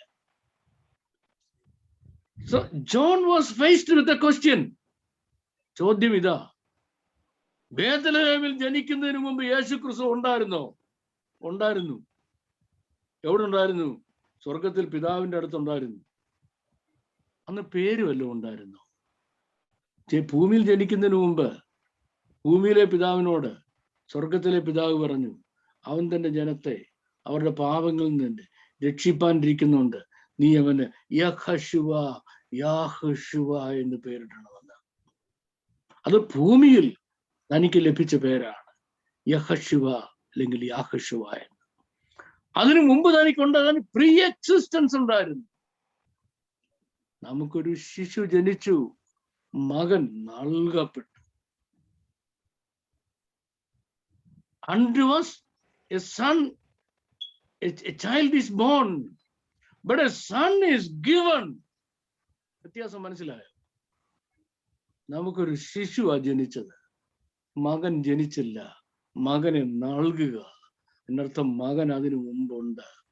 ആ മോന് പേര് വല്ലതും ഉണ്ടായിരുന്നോ? അല്ല, പേര് വല്ലതും ഉണ്ടായിരുന്നോ? എന്തുവായിരുന്ന പേര്? ഇവിടെ കുറെ കക്ഷികൾ പറയാ അത് ആരാന്ന്, അത് ലോഗോസ് ആണ് എന്ന് പറഞ്ഞാൽ ഭൂമിയിൽ ജനിക്കുന്നതിന് മുമ്പ് വാഴ്ത്തപ്പെട്ട കർത്താവിന്റെ പേരായിരുന്നു ലോഗോസ്. ഇതെന്തവാ? പിതാവ് വിളിച്ചു, ഇതെന്തവാ ഇതെന്തവാ ഇങ്ങ് വന്നേ, ഇതെന്തവാ ഇങ്ങ് വന്നേ, ഇതെന്തവാന്ന് പറഞ്ഞ് ഇതെന്തവാ എന്നിരുന്നേ. ഇംഗ്ലീഷുകാർ പറയും വേർഡായിരുന്നു, വാക്ക്. ഏത് വാക്ക്? ഇവിടെ ഒരു മനുഷ്യൻ പറഞ്ഞെടുക്കുന്ന 1,900 വാക്ക്. ഇതിൽ ഏത് വാക്കാണ്? ഇതിൽ ഏത് വാക്കാ നമ്മുടെ കർത്താവ്? ആദിയിൽ in the beginning was the word. In the beginning was the word. ഏത് വേർഡ്? പറ, നിങ്ങൾ പറ. ഓക്സ്ഫോർഡ് ഇംഗ്ലീഷ് ഡിക്ഷണറി എടുത്തു കഴിഞ്ഞാൽ 1,00,000 വാക്കുണ്ട്. അതിൽ ഏത് വേർഡായിരുന്നു? പറഞ്ഞു നോക്കി, ഇതിൽ ഏത് വേർഡായിരുന്നു ഇൻ ദ ബിഗിനിങ് ഉണ്ടായിരുന്നത്? ആദിയിൽ വചനമുണ്ടായിരുന്നു. ഏത് വചനം? ഏത് വചനം ഉണ്ടായിരുന്നത്? ഏത് വചനം ഉണ്ടായിരുന്നത്? മനുഷ്യൻ പറഞ്ഞെടുക്കുന്ന 1,900 വാക്കുകളിൽ ഏത് വാക്കുണ്ടായിരുന്ന? അതോ ഓം എന്ന ശബ്ദമായിരുന്നു? ചില മതങ്ങൾ അതിൽ ഓം ഉണ്ടായിരുന്നതാണ്. അതായിരുന്നു നമ്മുടെ വാഴ്ത്തപ്പെട്ട കർത്താവ്. ആരായിരുന്നു? ഭൂമിയിൽ മനുഷ്യനായി ജനിക്കുന്നതിന് മുൻപ് നിത്യതയിൽ പിതാവിനോടുകൂടി ഉണ്ടായിരുന്ന ഈ വ്യക്തി. അതാരാന്ന് പറഞ്ഞേ ഒക്കത്തുള്ളൂ. അവിടെ തുടങ്ങണം യോഹന്നാൻ തീരുമാനിച്ചു. യോഹന്നാന് നമ്മുടെ വാഴ്ത്തപ്പെട്ട കർത്താവിനെ അറിയാവുന്ന പോലെ ലോകത്തിൽ ഒരു മനുഷ്യർക്കും അറിയത്തില്ല, ഒരുത്തർക്കും അതിന് ശേഷം അറിയത്തില്ല. നമ്മുടെ വാഴ്ത്തപ്പെട്ട കർത്താവിനെ യോഹന്നാൻ അറിയാമായിരുന്ന പോലെ ആ മാറിൽ ചേർന്ന് കിടന്ന് സ്പന്ദനങ്ങൾ അനുഭവിച്ച മനുഷ്യനാണ് യോഹന്നാൻ. അതുകൊണ്ട് എഴുതാനുള്ള മെറ്റീരിയലൊക്കെ അങ്ങോട്ട് എടുത്തു വെച്ചു അങ്ങോട്ട് എഴുതാൻ തുടങ്ങി. ബെറശീത്ത് ഹയാത്ത് ഹദ്ദവാർ വഹദ്ദവാർ ഹയാത്ത് യത് എലോകീം വഹ ദവാർ ഹയാത്ത് എലോകീം. ആദിയിൽ ബെറശീത്ത്, ആദിയിൽ ഹയാത്ത് ഉണ്ടായിരുന്നു. ആരുണ്ടായിരുന്നു? ഹദ്ദവാർ ഉണ്ടായിരുന്നത്. ശബ്ദം ഉണ്ടായിരുന്നല്ല, ഒരു വാക്കുണ്ടായിരുന്നില്ല, വേർഡ് ഉണ്ടായിരുന്നല്ല, വചനം ഉണ്ടായിരുന്നല്ല, ഹദ്ദവാർ ഉണ്ടായിരുന്നു. ഞാൻ പറയാൻ പോവാം. വഹദ്ദവാർ യത് ഹയാത്ത് എലോകീം. ആ ഹദ്ദവാർ എലോകീമിനോട് കൂടിയായിരുന്നു. എലോകീം എന്ന് പറഞ്ഞാൽ ത്രിയേക ദൈവം എന്നതിനർത്ഥം. ത്രിയേക ദൈവത്തിൽ ഒരാളായിരുന്നു. എലോകീമിന്റെ അർത്ഥം എന്താ? എലോകീമിന്റെ അർത്ഥം എന്താ? ത്രിയേക ദൈവം. പറഞ്ഞു ഓർക്കുന്നുണ്ടോ? എലോഖ എന്ന് പറഞ്ഞാൽ ഒറ്റ ദൈവം. എലോഖയീം എന്ന് പറഞ്ഞാൽ രണ്ടുപേര് ദൈവമായിട്ട് മാറുന്നു. എലോകീം മൂന്ന് പേര് ഒരു പേഴ്സണാലിറ്റി ദൈവമാകുക. കണ്ടോ? ആ മൂന്ന് പേഴ്സണാലിറ്റി ഒരു ദൈവമായതിൽ ഒരാളായിരുന്നു ഹദ്ദവാർ. ഇനിയും വഹദ്ദവാർ ഹയാത്ത് എലോകീം. ആ ഹദ്ദവാർ തന്നെ എലോകീം ദൈവം, ത്രിയേക ദൈവം ആയിരുന്നു. അപ്പൊ ആദിയിൽ ആരുണ്ടായിരുന്ന? ലോക്കോസ് ഉണ്ടായിരുന്നല്ല, ലോക്കോസും ലൂക്കോസും ഒന്നുമല്ല. ദ വേർഡ് എന്നും ഇംഗ്ലീഷുകാർ പറയുന്ന ആ വേർഡും അല്ല, വചനം എന്ന് എഴുതിയിരിക്കുന്നതുമല്ല. പിന്നെന്താ ഉണ്ടായിരുന്നെന്ന്? ഹദ്ദവാർ ഉണ്ടായിരുന്നു. എന്തുവാ ഈ ഹദ്ദവാർ എന്ന് പറഞ്ഞാൽ അതിന്റെ അർത്ഥം? 4 കാര്യങ്ങളുടെ അസിമിലേഷനാണ്. ഒന്നാമത്തത് an individuality or a personality. രണ്ടാമത്തത് എ ഡിവിനിറ്റി. മൂന്നാമത്തത് എ ഹ്യൂമാനിറ്റി. നാലാമത്തത് എ പേഴ്സണാലിറ്റി. ഈ 4 കാര്യങ്ങൾ ഒരുമിച്ച് ചേരുന്ന individuality, humanity, divinity, personality, flush. ഈ 4 കാര്യങ്ങൾ ഒരുമിച്ച് ചേരുന്ന ആ ഒരു വ്യക്തിത്വത്തിന്റെ പേരാണ് ഏതെന്ന്? ഹദ്ദവാർ എന്ന്. അങ്ങനെ ഉള്ള ഒരാളെ ഉള്ളൂ. അത് നമ്മുടെ വാഴ്ത്തപ്പെട്ട കർത്താവാ. അതുകൊണ്ടാണ് നമ്മുടെ വാഴ്ത്തപ്പെട്ട കർത്താവിനെ നിസ്തുല്യനായ ക്രിസ്തു എന്ന് പറയുന്നത്. എന്തുകൊണ്ടാണ് നമ്മുടെ വാഴ്ത്തപ്പെട്ട കർത്താവിനെ നിസ്തുല്യനായ ക്രിസ്തു എന്ന് പറയുന്നത്? He had the divinity at the same time humanity. He had eternity at the same time personality. ഉണ്ടാവും. ഈ 4 ഒരുമിച്ച് കമ്പൈൻ ചെയ്ത് ഒറ്റ വ്യക്തിയിൽ ചേരുക. ആള് ആദിയിൽ ഉണ്ടായിരുന്നു. ബെറശീത്ത് ഹയാത്ത് ഹദ്ദവാർ. അയാള് ട്രിനിറ്റിയുടെ ഭാഗമായിരുന്നു. അയാള് ട്രിനിറ്റിയോടൊപ്പമായിരുന്നു. ആ ആള് ദൈവമായിരുന്നു. ആ ആള് ജഡമെടുത്ത് ഭൂമിയിൽ വന്നു എന്ന് നല്ല ശുദ്ധമായ എബ്രായ ഭാഷയിൽ ഞാനിപ്പോ നിങ്ങളോട് പറഞ്ഞു കേൾപ്പിച്ചല്ലോ. ആ ഭാഷയിൽ, അത് എബ്രായ ഭാഷ ഞാൻ പറഞ്ഞത്, അന്യഭാഷ പറഞ്ഞതല്ല. നിങ്ങൾക്ക് അങ്ങനെ തോന്നിക്കാണ്. പറഞ്ഞു കേൾപ്പിച്ചതല്ല, യോഹന്നാൻ എഴുതി വെച്ചത്. വാക്കുകളുടെ പരിമിതി കൊണ്ട് ഗ്രീക്ക് പരിഭാഷക്കാർ അപ്പോഴും എന്തോ എഴുതി? ആദിയിൽ ലോഗോസ് ഉണ്ടായിരുന്നത്. ഞാൻ 2 മാങ്ങാണ് തമ്മിലുള്ള വ്യത്യാസം പറഞ്ഞല്ലോ. ഉപ്പുമാങ്ങായും ചക്കരമാങ്ങായും. പിടി കിട്ടിയോ? ഈ ചക്കരമാങ്ങ കണ്ടിട്ടില്ലാത്തവൻ ഉപ്പുമാങ്ങ കണ്ട് നടക്കുക. ഇത് വചനമാ, വേടാ. എടാ, സെൻസ് ഉള്ള ഒരുത്തിനോട് പറയാൻ പറ്റും. ഒരുത്തിന്റെ പേര് വാക്കെന്നായിരുന്നു. ഇദ്ദേഹം നിത്യത മുതൽ നിത്യതയോളം ജീവിക്കുന്നതാണ്. പേരെന്തോ? വാക്കെന്ന്. ബുദ്ധിയുള്ള ആരുണ്ട്? എടാ, ഇദ്ദേഹത്തിന്റെ പിതാവിന് ഇദ്ദേഹത്തിന്റെ പേര്, ഇദ്ദേഹത്തിന്റെ യോഗ്യതയ്ക്ക് അനുസരിച്ചൊരു പേര് കൊടുക്കാനില്ല. ഈ ആളൊരു വ്യക്തിയാണെങ്കിൽ, ഒരു പേഴ്സണാലിറ്റി ആണെങ്കിൽ, ഒരു ഇൻഡിവിജ്വാലിറ്റി ഉണ്ടെങ്കിൽ, ഡിവിനിറ്റി ഉണ്ടെങ്കിൽ, ഹ്യൂമാനിറ്റി ഉണ്ടെന്നുണ്ടെങ്കിൽ ഇദ്ദേഹത്തിനൊരു പേര് കൊടുക്കാൻ ഇദ്ദേഹത്തിന്റെ അപ്പനെ കൊണ്ട് പറ്റത്തില്ലായിരുന്നോ? നിങ്ങൾ ആരെങ്കിലും നിങ്ങളുടെ മക്കൾക്ക് വേർഡെന്ന് പേര്, സ്വർഗസ്ഥനായ ദൈവമോ തന്റെ പുത്രനിട്ട പേരെന്തുവാ? ആ പേര് ഇവരെ നശിപ്പിച്ചിട്ട് തിയോളജി ഉണ്ടാക്കിയത് കൊണ്ടാണ് ഞാൻ മുമ്പേ പറഞ്ഞത്, നിങ്ങളുടെ കയ്യിൽ വേദപുസ്തകമില്ല, മോനയൊടിഞ്ഞ തിയോളജിയുടെ വാള് മാത്രമേ ഉള്ളൂ. ഹല്ലേലൂയ. അവിടെ തകർന്നു വീണു. ഇത് തകർന്നു വീണു. ഗ്രീക്കോ വേൾഡിന്റെ ഫിലോസഫി ഓഫ് ഗോഡ് തകർന്നു വീണു. പൂർണ്ണ മനുഷ്യരും പൂർണ്ണ ദൈവവുമായ യേശു ക്രിസ്തുവിനെ അടിവരയിട്ട് പ്രസന്റ് ചെയ്യുന്നതിന് വേണ്ടി യോഹന്നാൻ തന്റെ സുവിശേഷത്തിന്റെ സ്ട്രക്ചർ ഉണ്ടാക്കി. നമുക്ക് ഞാൻ മുമ്പ് പറഞ്ഞ മിലി ഓഫ് ദി ന്യൂ ടെസ്റ്റ്മെന്റ് നിങ്ങൾക്ക് എടുക്കാൻ അവസരം കിട്ടുകയാണെങ്കിൽ അന്ന് പറഞ്ഞു തരാം യോഹന്നാൻ സുവിശേഷം എഴുതിയാൻ കളക്ട് ചെയ്ത മെറ്റീരിയലും സുവിശേഷത്തിന്റെ പിന്നിൽ നടന്ന സംഭവങ്ങൾ എന്തൊക്കെയാണെന്ന്. So what happened in western Turkey ആണ് ടോപ്പിക്സ്. വെസ്റ്റേൺ ടർക്കിയിൽ ഗ്രീക്കോ റോമൻ ഫിലോസോഫിക് വേൾഡ് തകർന്നു വീണു. അങ്ങനല്ല, ഡെമിയർജ് അല്ല, പൂർണ്ണ മനുഷ്യനും പൂർണ്ണ ദൈവമായി ഈ 4 ക്വാളിറ്റീസ് ഒരുമിച്ച് ചേരാൻ കഴിയുന്ന ഒരൊറ്റ വ്യക്തിയായി ഹദ്ദവാർ എന്ന പേരിൽ ഇറ്റേണിറ്റി മുഴുവൻ ഇദ്ദേഹം ഉണ്ടായിരുന്നുവെന്ന് എഴുതി പ്രസംഗിച്ച് പഠിപ്പിച്ച് സമർപ്പിച്ച് സഭയെ ഉറപ്പിച്ച് നിർത്തിയിട്ട് നിത്യത്തിലേക്ക് പ്രവേശിക്കപ്പെട്ടു അനുഗ്രഹിക്കപ്പെട്ട ആ ദൈവദാസൻ എഴുതിയത് എന്താണെന്ന് മനസ്സിലാക്കാൻ കഴിയാതെ ഇന്നും ഗ്രീക്കിന്റെ ഉപ്പുമാങ്ങയുടെ പുറകെ പോവുക കുറെ തിയോളജിയൻസ്. വളരെ വിഷമത്തോടെ ഞാൻ എൻ്റെ വാക്കുകളെ അവസാനിപ്പിക്കുന്നു. നമ്മുടെ വാഴ്ത്തപ്പെട്ട കർത്താവ് അനുവദിച്ചാൽ അടുത്ത ആഴ്ച ഗ്രീക്കോ റോമൻ വേൾഡ് ബിബ്ലിക്കൽ വേൾഡും തമ്മിൽ ടുണീഷ്യയിൽ ഏറ്റുമുട്ടുന്ന കൺഫ്രണ്ടേഷനെ പറ്റി ഞാൻ നിങ്ങൾക്ക് പറഞ്ഞു തരാം.